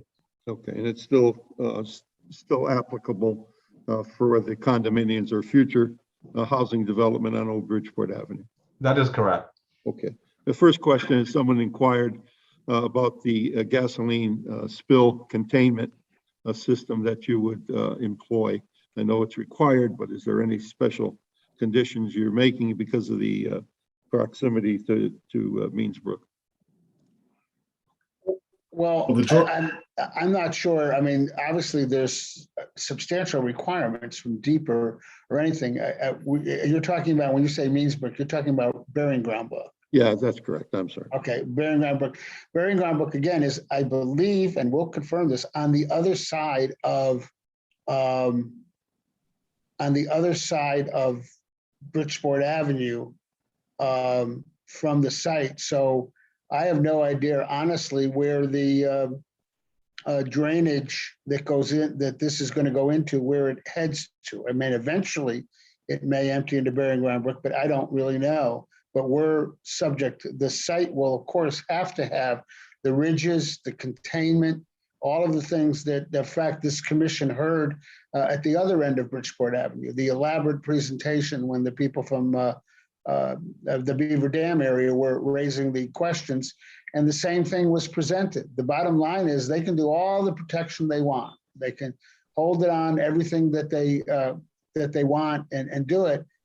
But really, you have the issue of what kind of system the state of Connecticut has to prevent the fuels from getting in. I'm not aware of any issues or anything like that, but there are certainly substantial requirements. Brian, you can jump in with any other things you say on the more technical aspect of it. Yeah, I think I agree with you. I agree with you, Dominic, with the ridges, and all of that will be designed into it. It will meet at a minimum all of the required codes associated with deep and fuel containment and all that. But that will be down the road, I think, with the construction level details.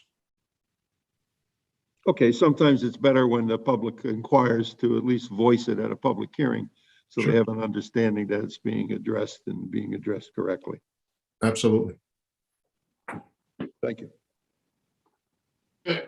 Mr. Rossetti, is there someone on the line that wishes to talk? There are a few people with their hands raised. I will start Okay. from the top. Up first, looks like we have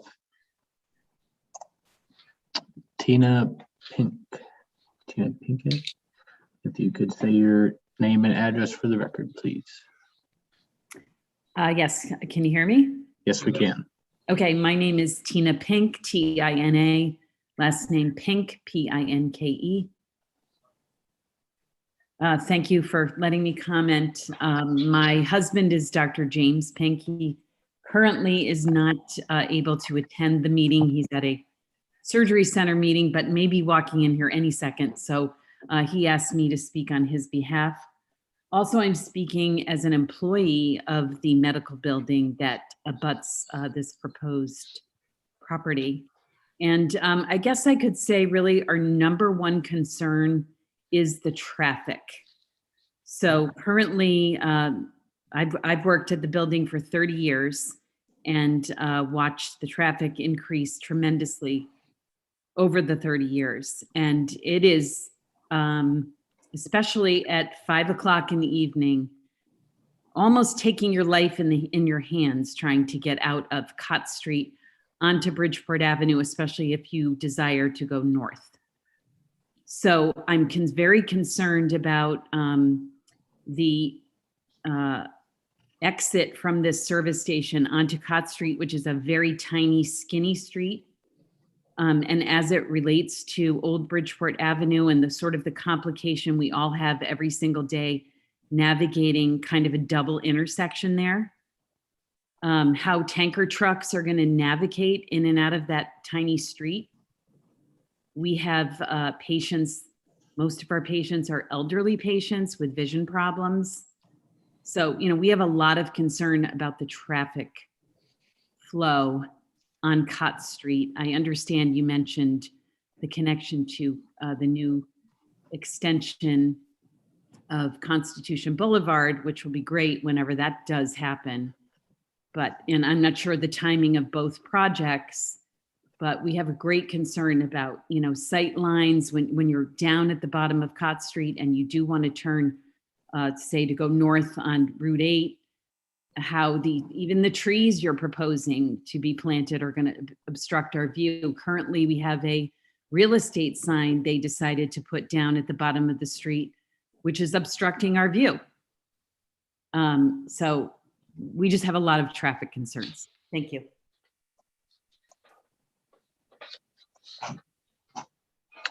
All right, thank you for that. Up next, we have someone written in as Stellar's Garage.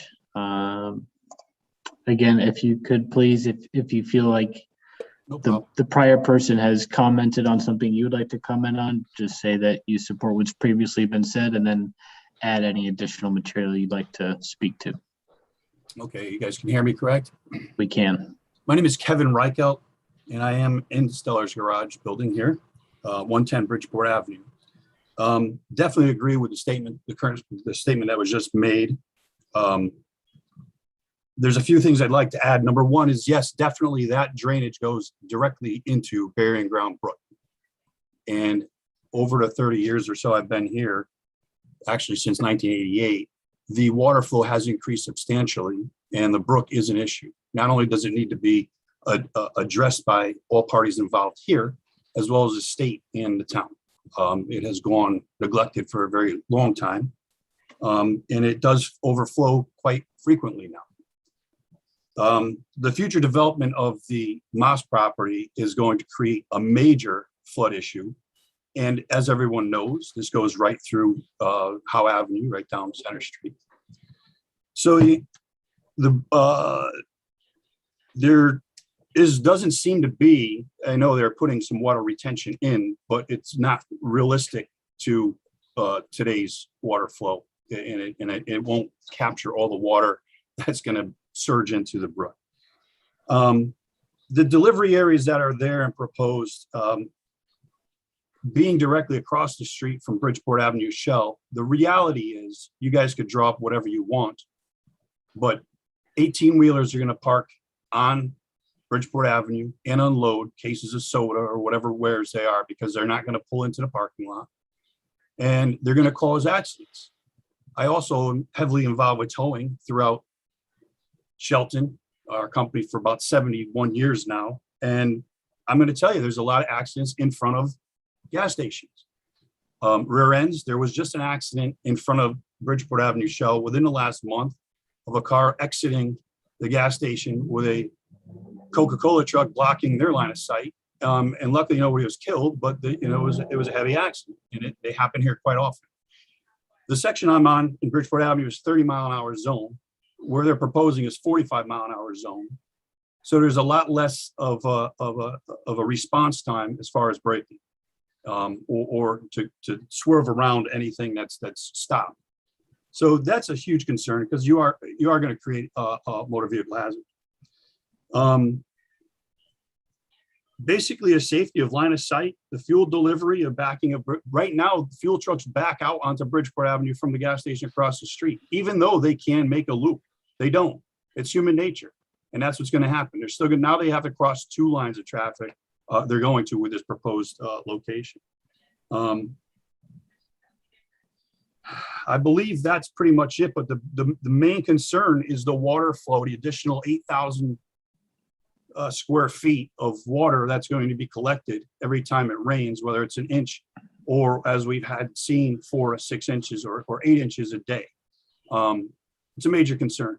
And as far as the water or the gasoline being spread into Burying Ground Brook, the only way I could see that is if there was a major spill from the gas fill. And as addressed, I believe there's going to be oil water separators to that anyway. So I believe that's all I have to say, and I thank you all for your time. Thank you. Thank you for your comments. Up next, we have somebody named Wendy. Can you hear me? Yes. Okay. My name is Wendy Holden. I'm concerned about this project as I believe it's going to be a problem for our city.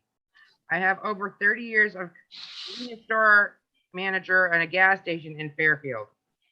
There are 3 competitors within a quarter mile of me. I have 6 pumps, and still on a typical day, I have about 1,500 cars come into my station. About 700 to 1,000 get gas, and the other 700 to 800, 500, whatever, come in to just get into the store. We are on a very busy intersection in Fairfield. We have traffic lights. We also have accidents right outside the station every week. Some of them are not so bad. Some of them, I'm surprised people walked away. With these numbers now are down, but with people telecommuting, people are not driving as much. I also don't believe the traffic study. I think it's way off. I think it's going to be worse. There are a number of people buying electric and hybrid cars, which means they will go through less gas. if it's a holiday, your business is going to increase because there's not a lot of gas grocery stores and stuff open. So it's us little guys that are running it. You know, going in next to the Moss property, another large development, how many cars a day do you really think Bridgeport Avenue can handle now? And you add that in, it's going to be 100 times worse. Put an accident on Route 8. Everybody gets off Route 8 to go around. Where are they going to go? Bridgeport Avenue. It's going to be even worse. We already have a new gas station down at the Glengankee spot, and it has a lot of pumps. And now you're considering another gas station with what looks to be about 20 pumps. It's a huge increase in number of pumps in gas pumps in Shelton, and I don't think we need it. You could drive out one of the smaller stations out of business that are maintaining as they are or struggling. You know, an empty gas station is now a bigger problem for you because you have an empty lot and it's contaminated. I think if you cut the number of pumps on this proposal in half, it would be much more realistic. Thanks. Thank you.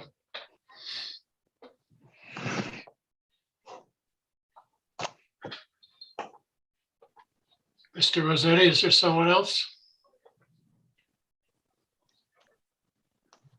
Where'd he go?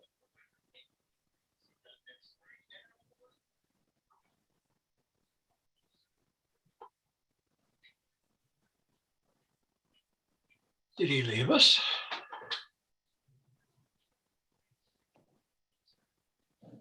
Hello, can you hear me? Yes, we can. Yeah, this is Eric McPherson again. Yes. Yeah, I've been listening to the calls and to the information that's been presented back and forth. I support the project. I look at a lot of the Sorry about that. I got booted off my internet momentarily. Okay. I don't know what happened there. Mr. McPherson is talking now. Okay, thank you. I'm in support of the project. There are a variety of reasons why. First, it's in an area between the downtown and what we're doing further up Bridgeport Avenue. And I think that ties in, and plus with what we're doing with Constitution. This is all a part of the comprehensive plan of development. This plan has been in the works for many, many years. I think it's an area, the proposal serves a need. And, I heard the concerns about, the traffic or whatever, but you look at the post road in Bridgeport, in Milford, that was zoned for however many years ago. That was all in the works too. Is there traffic? Sure there is, everywhere. I'm convinced that at the end of the day, the concerns will be addressed. Plus the proposal does another thing too. It adds some office space, which I think is a bonus. I've seen the renderings. I've listened to all of the questions and the presentations. I think in the long run, the city benefits from that. There's a reason why people want to invest here and build here and come here, because we do things the proper way. We look at everything and we do address the concerns. So I think this is a very worthwhile application that's going to be considered. I think it brings a tremendous benefit, and I do strongly support it. And I am sure that the commission will do its deliberations and they will look at everything. And at the end of the day, I believe that everybody's concerns will be addressed. And I think that, again, this will be a good thing, and I think it's a positive thing, and I strongly support it. Well, thank you. Thank you very much. You're welcome. Mr. Rossetti, is there someone else waiting to voice their opinion? We have gentleman, David Mullaney. Okay, just making sure you can all hear me. Yes. Yeah. Okay, thank you. My name is David Mullaney, president of Wiffle Ball Incorporated, and I do want to agree with several of the callers ahead of me who had concerns over not only traffic flow, water issues. And to add to that, my concern is Old Bridgeport Avenue. Pulling out from Cott Street onto Bridgeport Ave, I would tend to disagree a bit with Mr. Hua. 58 seconds is not close to some of the wait times I've seen there. I have sat there for 2-3 minutes. Other times I've simply backed up and driven around Cott Street onto Blacks Hill Road to try and get downtown, simply because the traffic at certain times is just so heavy. And it's not once a month or once a year. It's kind of increasing in number. The other thing that I can see happening is if people are sitting there waiting, they're going to start using Old Bridgeport Avenue as a way to access onto regular Bridgeport Avenue. For us, that does create some issues simply because, various times of the year, we're much busier than others. Truck access, we need to rely on to get our goods, our supplies in and our goods shipped. So increased traffic on what is really essentially just a little access road for us. Sunwood, the newer apartments that are up the road and a few residences, that feeds a lot more traffic through our little piece of the world. We've always tried to be good neighbors with everyone around us. And, I don't know that this project considers that by pumping more traffic through areas where it really hasn't been before, and I don't think is able to support it. And that is really pretty much my concern. I agree with several of the other participants and wanted to voice that Old Bridgeport Avenue concern. Thank you. I thank you. Okay, up next we have a Joy.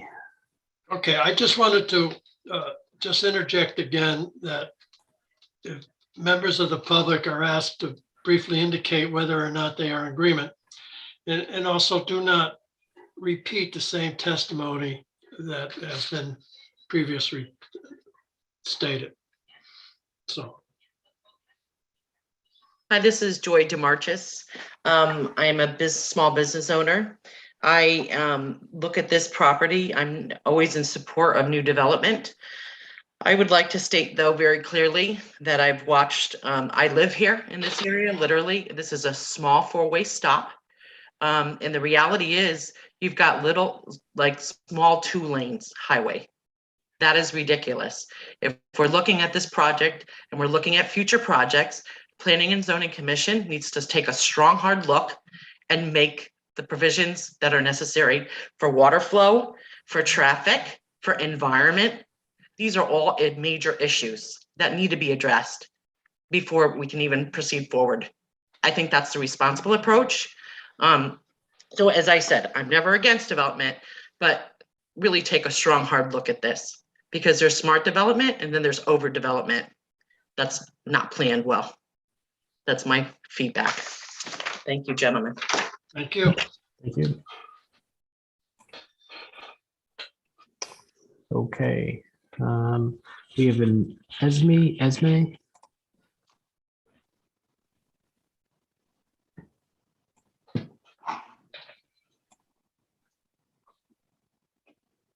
She's on, her mic is on, okay. There it This goes. is Diana Kotz Kravinsky. I have a few concerns. Could you say your name and address for the record again, clear, please? My name is Diana Kotz Kravinsky. My address is 56 Blacks Hill Road in Shelton. My concerns, along with all of the traffic concerns going on to Cott Street that I completely agree with, is You mentioned during your presentation that you would possibly be routing people to take a right out of the driveway and up into Cott Street. And I can tell you that you have families that live up here with small children. They bought these properties up in this area because it's a nice quiet neighborhood. Their kids want to ride their bike. If you're going to start routing people up here to get onto Constitution Boulevard, it's just not smart, and you're not being kind to them. And I don't think it's a great idea for you to do that. Your traffic report, you mentioned about the delay taking a left up into Cott Street, how it was like maybe a minute delay, I think you mentioned. Have you thought about the fact that not many people live up here, and that's why there's not that much of a delay? No, I think you said it was like a second delay. You start talking about people taking a left into a gas station, you're going to have much more traffic and backup, because like I said, not that many people live up on Cott Street. There's not that many people taking a left up the hill. So those are my main concerns, along with the traffic turning left out of Cott Street onto Bridgeport Avenue, and even just going up Cott Street. You know, Mrs. Pink spoke, and yes, there's a lot of traffic that comes out of that medical center. And if people don't use the right exit, you know, they're going out of the entrance exit. And I can't tell you how many times there's been almost accidents just at the top of Cott Street because people, you know, get confused. They don't go the right way. And now you're adding even more egresses. So that's my 2 cents. Thank you. Okay, thank you. Okay, then we have Nora Lewis. Hello, my name is, can you hear me? Yes, we can. Okay, my name is Nora Lewis. My address is 299 Old Bridgeport Avenue. I'm just past the Wiffle Ball company, and it's a private residence. And my biggest concern, there's a couple of things. I totally agree with them that, you know, I don't support this project. The light that is on Bridgeport Avenue where Route 8 gets on and off, nobody has mentioned that there have been multiple fatalities there. That's like 1,000 feet away from this project. And that's at a light where traffic should be controlled. And that's happening. So, you know, I really am concerned with the amount of accidents that are on Bridgeport Avenue and the traffic speed. Whatever is posted does not necessarily mean that that's how people are driving. Pulling out of Cott Street, if you need to make a left onto Bridgeport Avenue, you are taking your life in your hands every single time. You had said we need more office space. There's a lot of empty office space when I drive around on Bridgeport Avenue. And I mean, there's an entire plaza up across from Fairchild Trailer Park that it has been empty for 2 years. The project hasn't even been completed. I think that's kind of ridiculous to say we need more office space. We don't. One of my other concerns is this area that they'll be building on, I believe is all bedrock underneath. So is that going to require blasting to get those tanks in there? Because if it is, then you're going to be dealing with, you know, older water system under the road. And that is around where Burying Ground Brook crosses Bridgeport Avenue.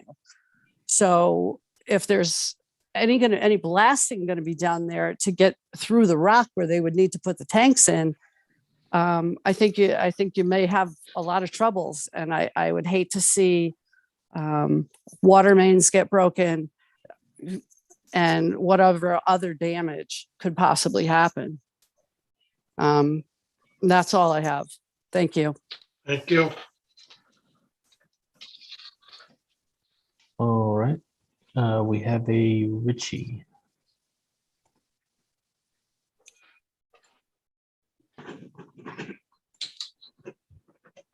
Yes, hello. My name is Richie Katowski. I currently live at 194 Neem Street.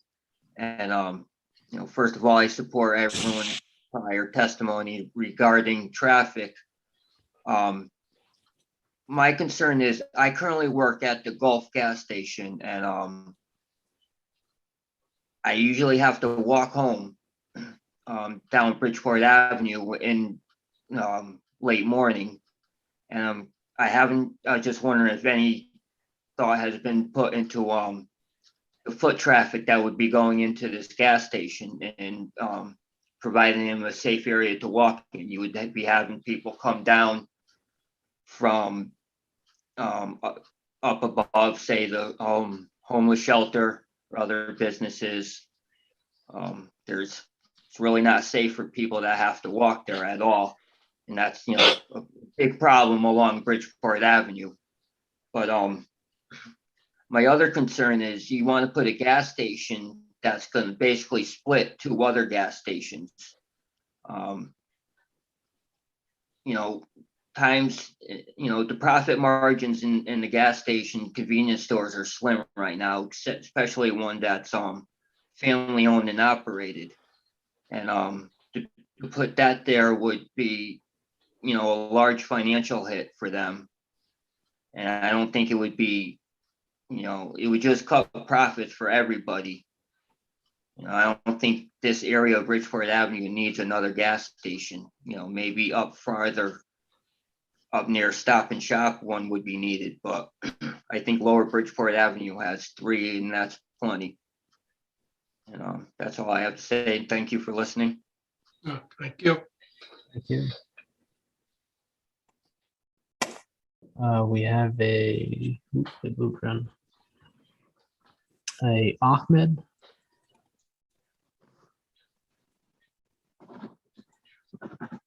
Hello? Yeah. Hello. Yes, hello. My name is Ahmed Sadda, Ahmed, last name Sedda. That's my first time I come and I see you guys for the meeting. I just moved to Shelton 2 years ago, and I have 4 kids, and we love the area. That's the city what we was looking for, growing up faster than any other city around. And honestly, I don't want to say it, I am one of the partner in this project. I hear all whatever people saying, and I respect everything. And honestly, following what the people saying, that was my problem.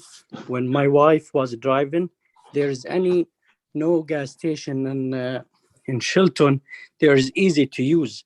My wife cannot use Shell because the cook truck park in the street, and the one in exit 14 is very hard for us because it's very busy gas station, and Gulf as well because Walmart there. And honestly, I was, looking to do something in my city in Shelton, and I bring my partner. And when I hear after I meet Sheehy, and I hear there is a road is coming up, that was my best choice to all the neighborhood from here, because I live across the street from the high school. I buy 2 houses, me and my brother. And that's the best way to everybody around this area up. They can use the new road, going to the gas station as, filling the gas and come back without hitting no traffic. And thank you for you listening to me. It was very nice. That's my first meeting in Shelton. And hopefully we support the city number 1. And hopefully we're working for the city number 1. And thank you for you guys. Thanks for all the people. Thank you. Okay, we have a Janica.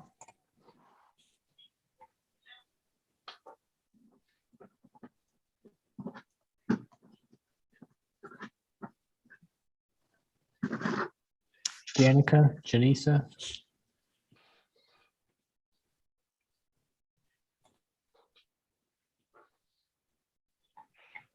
Let's give it one more try. She's on mute. Yeah. Janica Bagossi. Bagossi.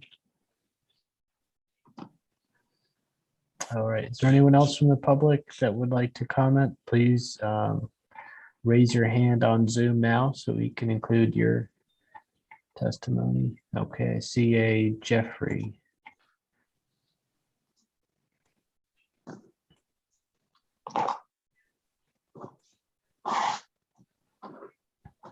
Hello, can you hear me? This is Jeffrey Gaitis. Hi, Jeffrey. I rent a building on 269 Old Bridgeport Ave next to the wiffle ball, between the wiffle ball and the proposed site. It's a lawnmower repair and sales dealership. And I just wanted to comment that if this proposal does go through, I'm not really for it, but it's not up to me to stop progress. If something does take place there, I think it's really important that a requirement be made to put some kind of traffic signal at the bottom of Cott Street. Because like some of the earlier people were saying, pulling out of Cott Street, it's like every day I pull out of there, I'm taking my life in my hand.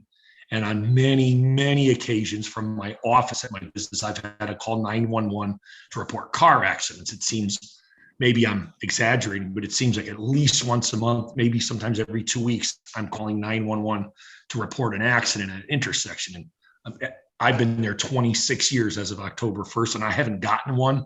But if it wasn't for the V8 engine in my truck or the anti-lock brakes that I have, I probably would have been in some.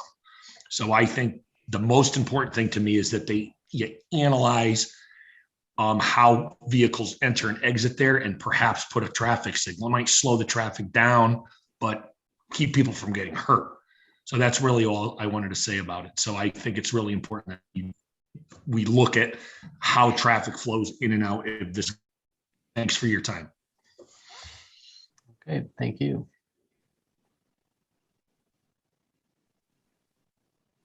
Okay. We have a David.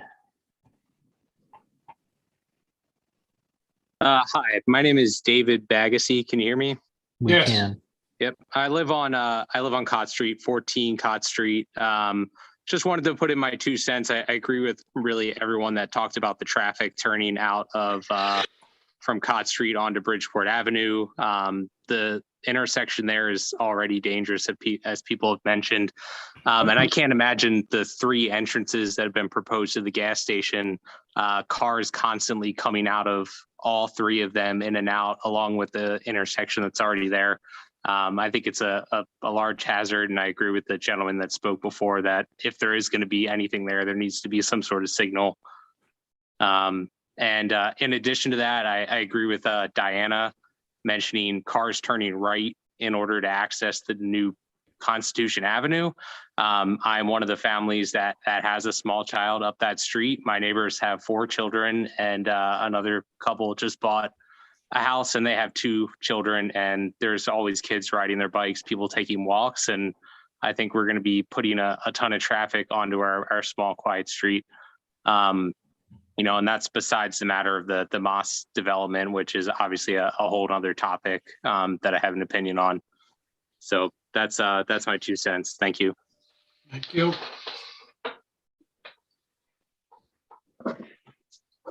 Okay. Where did that go? We have a Sharnoff who would like to speak.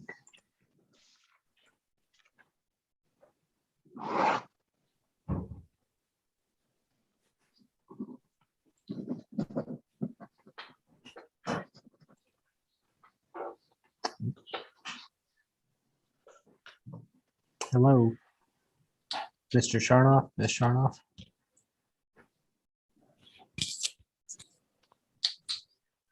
Hello? Hello. Is there a Sharnoff that would like to speak?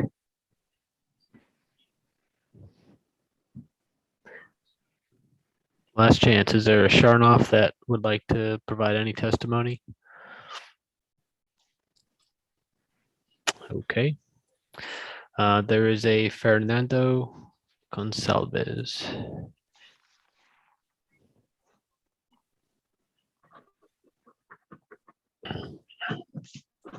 Hello?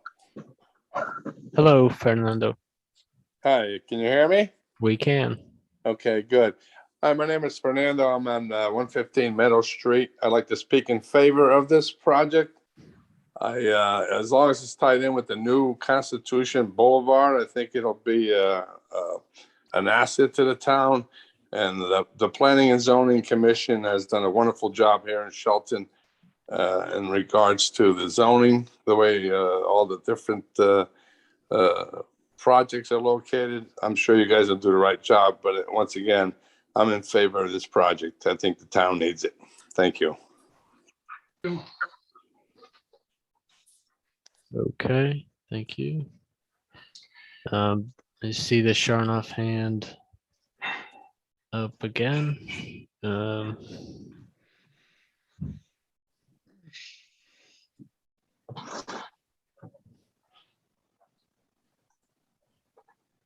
I see. Okay, we will try this again.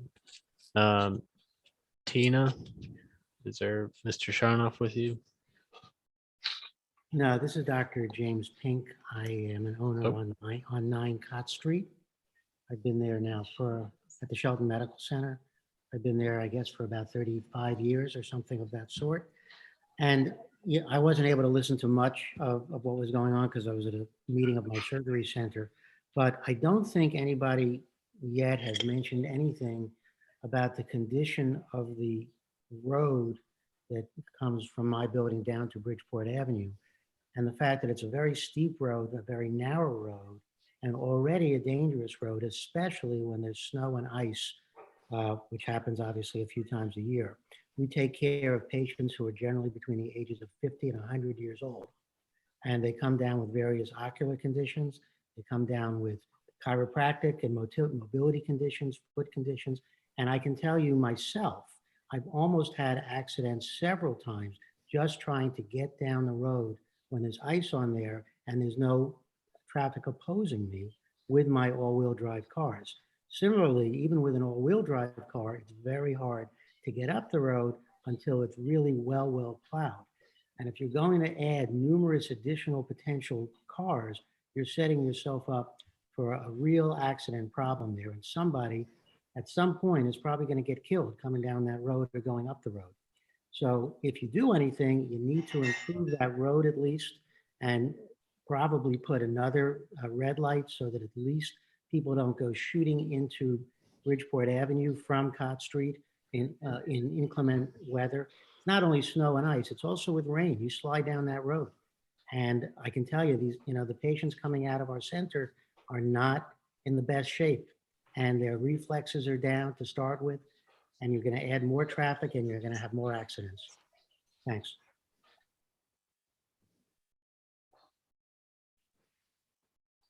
Okay, thank you. And we will try the Sharnoffs one last time.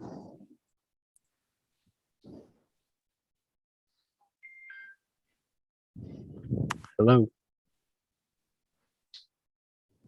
Is there a Sharnoff that would like to speak?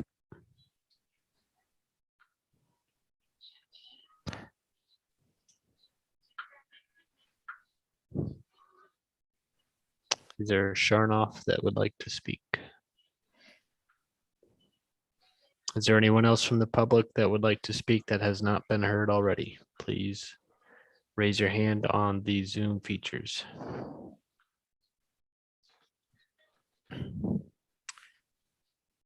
Going once, going twice. Any other hands that would like to speak from the public? All right. Mr. Chair, I do not see any other members that wish to speak at this time. Okay, Mr. Rossetti. Were there any new reports or documents that we have not received or we have received that have not been into the records, recognized for the records? We did just receive the, it was part of the inland wetlands record, but the map that Attorney Thomas showed us earlier, showing the future Constitution Boulevard North layout, and how that relates to the wetlands, which will be posted online shortly. Okay, thank you. Are there any other further questions, comments, or questions from the planning and zoning commissioners at this time? All right, if not, is there any commissioner that wishes to make a motion to keep the public hearing open for this particular application?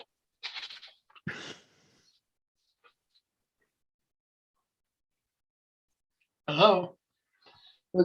Chairman, do we feel like we have had adequate letters from city agencies? I saw the letter from the engineer. Were we expecting any other letters where we would want to keep this open, like the Conservation Commission or any other city entities? Well, that's what I asked, is that, you know, from any other documents, the fire marshal, engineering department, I'm sure we're waiting for the state also with their stuff. I'm sorry, is there a city engineer report? No. Oh, No, I there was- thought there was Commissioner an Ticky early- referred to one. There was an initial evaluation, but he requested additional information, and I don't believe he's had a chance to review the latest engineering study that was submitted. That's correct. Alex would know. The traffic study. I'm confused. Is there a report that we weren't given that he made that we needed to address? I wasn't given any reports. There's just some comments from October, but I believe you've seen those, Dominic. I don't, not on this project, and maybe it's me, I don't recall getting anything from Remus, but I will certainly look at my emails. I don't recall ever receiving anything from the city engineer. Okay. Yeah, it was end of October, beginning of November. Oh, sorry, Jimmy. Yeah, I was going to clarify, since I'm the one that said it. I'm looking at the city website, and it's a November 9th letter from the city engineer. So it sounds like there's just a lot of information, and I just want to make sure that if we need to get or obtain more information from the applicant or about the site or in answering the city engineer's questions or anything from state DOT, I would err on the side of leaving it open so that we can accept that information rather than closing it and then not being able to accept more information in the coming weeks.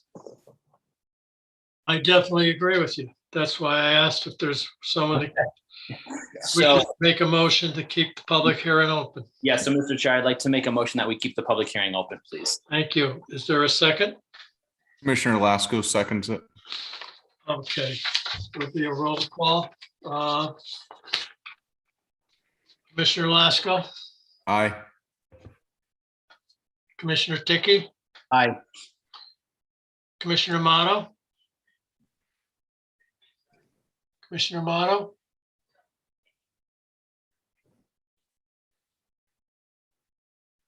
She's on mute.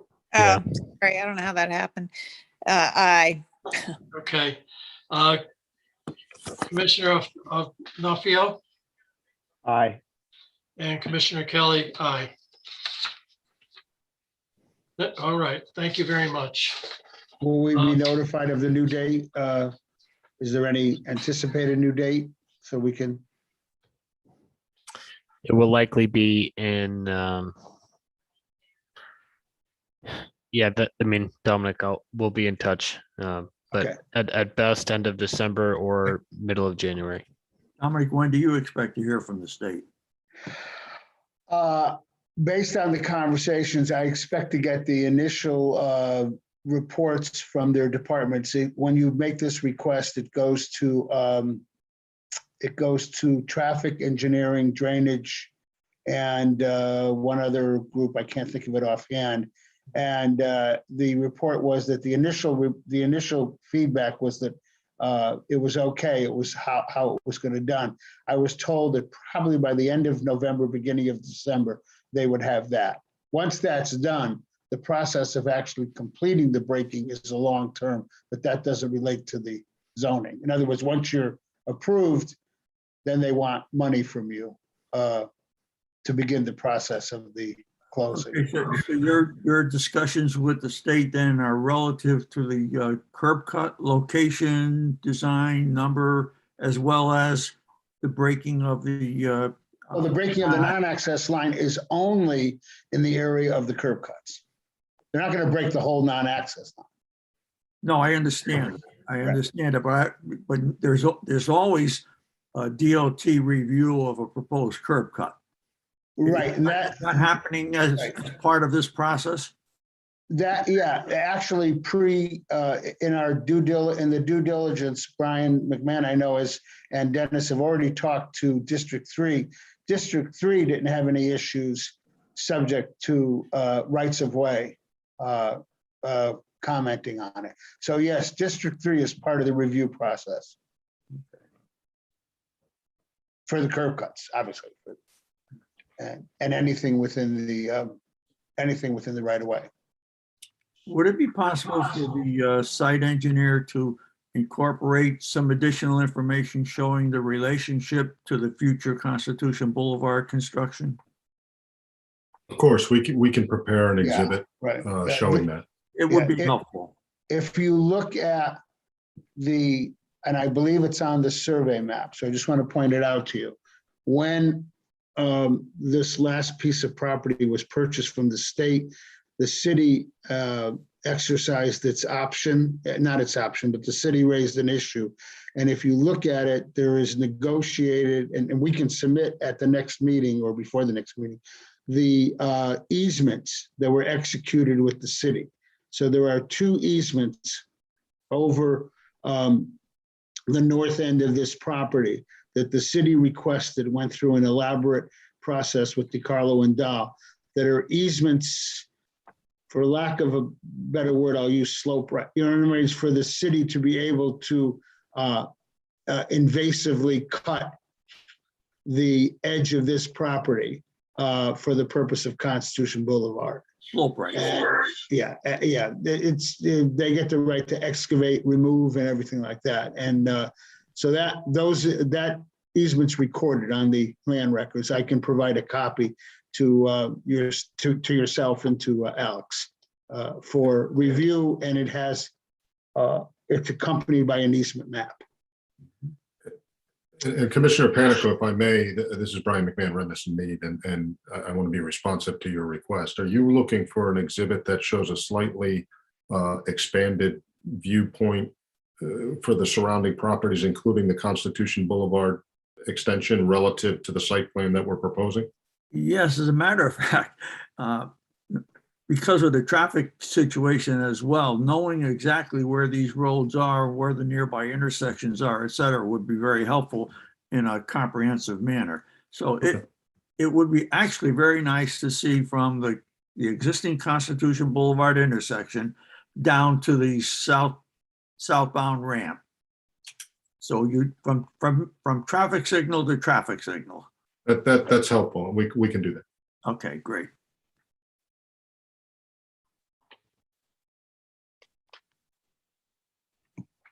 Is there any other thing that we need to know of at this point? Mr. Panico? Yes. Is there any? Not in the way of additional mapping, no, but there are several points that we need to address, and Correct. Through with Alex and myself, we'll get some of our minor comments out so they can begin to address those also. Okay, thank you. Yeah, the sooner we get any reports, the better we'll be able to address them at the next meeting. Okay. All right. Next on the agenda is other business. And I didn't see it on the website either, but there's the minutes for November 9th, according to the agenda, is supposed to be on review, but I guess they'll be going on to the website soon. That's correct. We just Okay, received them. thank They'll you. be up there momentarily. All right, so the second is approval of the minutes of September 29th. If you remember, there were pages missing on that Oh, yeah. minutes. And there was on the website, there was an addition for the amendment of the pages that were missing. So I don't know if anyone had a chance to read them or to make notations or if we can approve them as submitted or amended. All right, so I need a motion to have them approved. to September 29th as submitted and amended. I'll make the motion. Go ahead. Commissioner Matto. Okay, Commissioner Moto, and I need a second. Second, Commissioner Ticky. Okay. Thank you, Commissioner Ticky. Okay, so as it is, we'll have a vote. Commissioner Laskos, Aye. Commissioner Moto, Aye. Commissioner Ticky, Aye. Commissioner Onofio. Commissioner Kelly, I'd like to abstain since I wasn't part of the commission at that time. That is correct. Okay. And I will approve, I will have an aye too. The next is the approval of the minutes of the October 27th. Does anyone have any changes or corrections for those minutes? If not, I would need a motion to have those minutes approved as submitted. Commissioner Laskos, I make a motion to approve. Okay, thank you. And I need a second. Second, Commissioner Ticky. Thank you, Commissioner Ticky. We'll have a roll call. Commissioner Laskos, Aye. Commissioner Amato. I wasn't at that meeting. Okay. Commissioner Ticky, Aye. Commissioner Kelly, it would be an aye. And I guess with also Commissioner Avalio, you were not present also at that meeting. Correct. Thank you. You're welcome. Seeing there's no other agenda items, the chair declares the meeting an adjournment as of 8:35. Have a good night, everyone. Good night. Aye. Good night, everyone.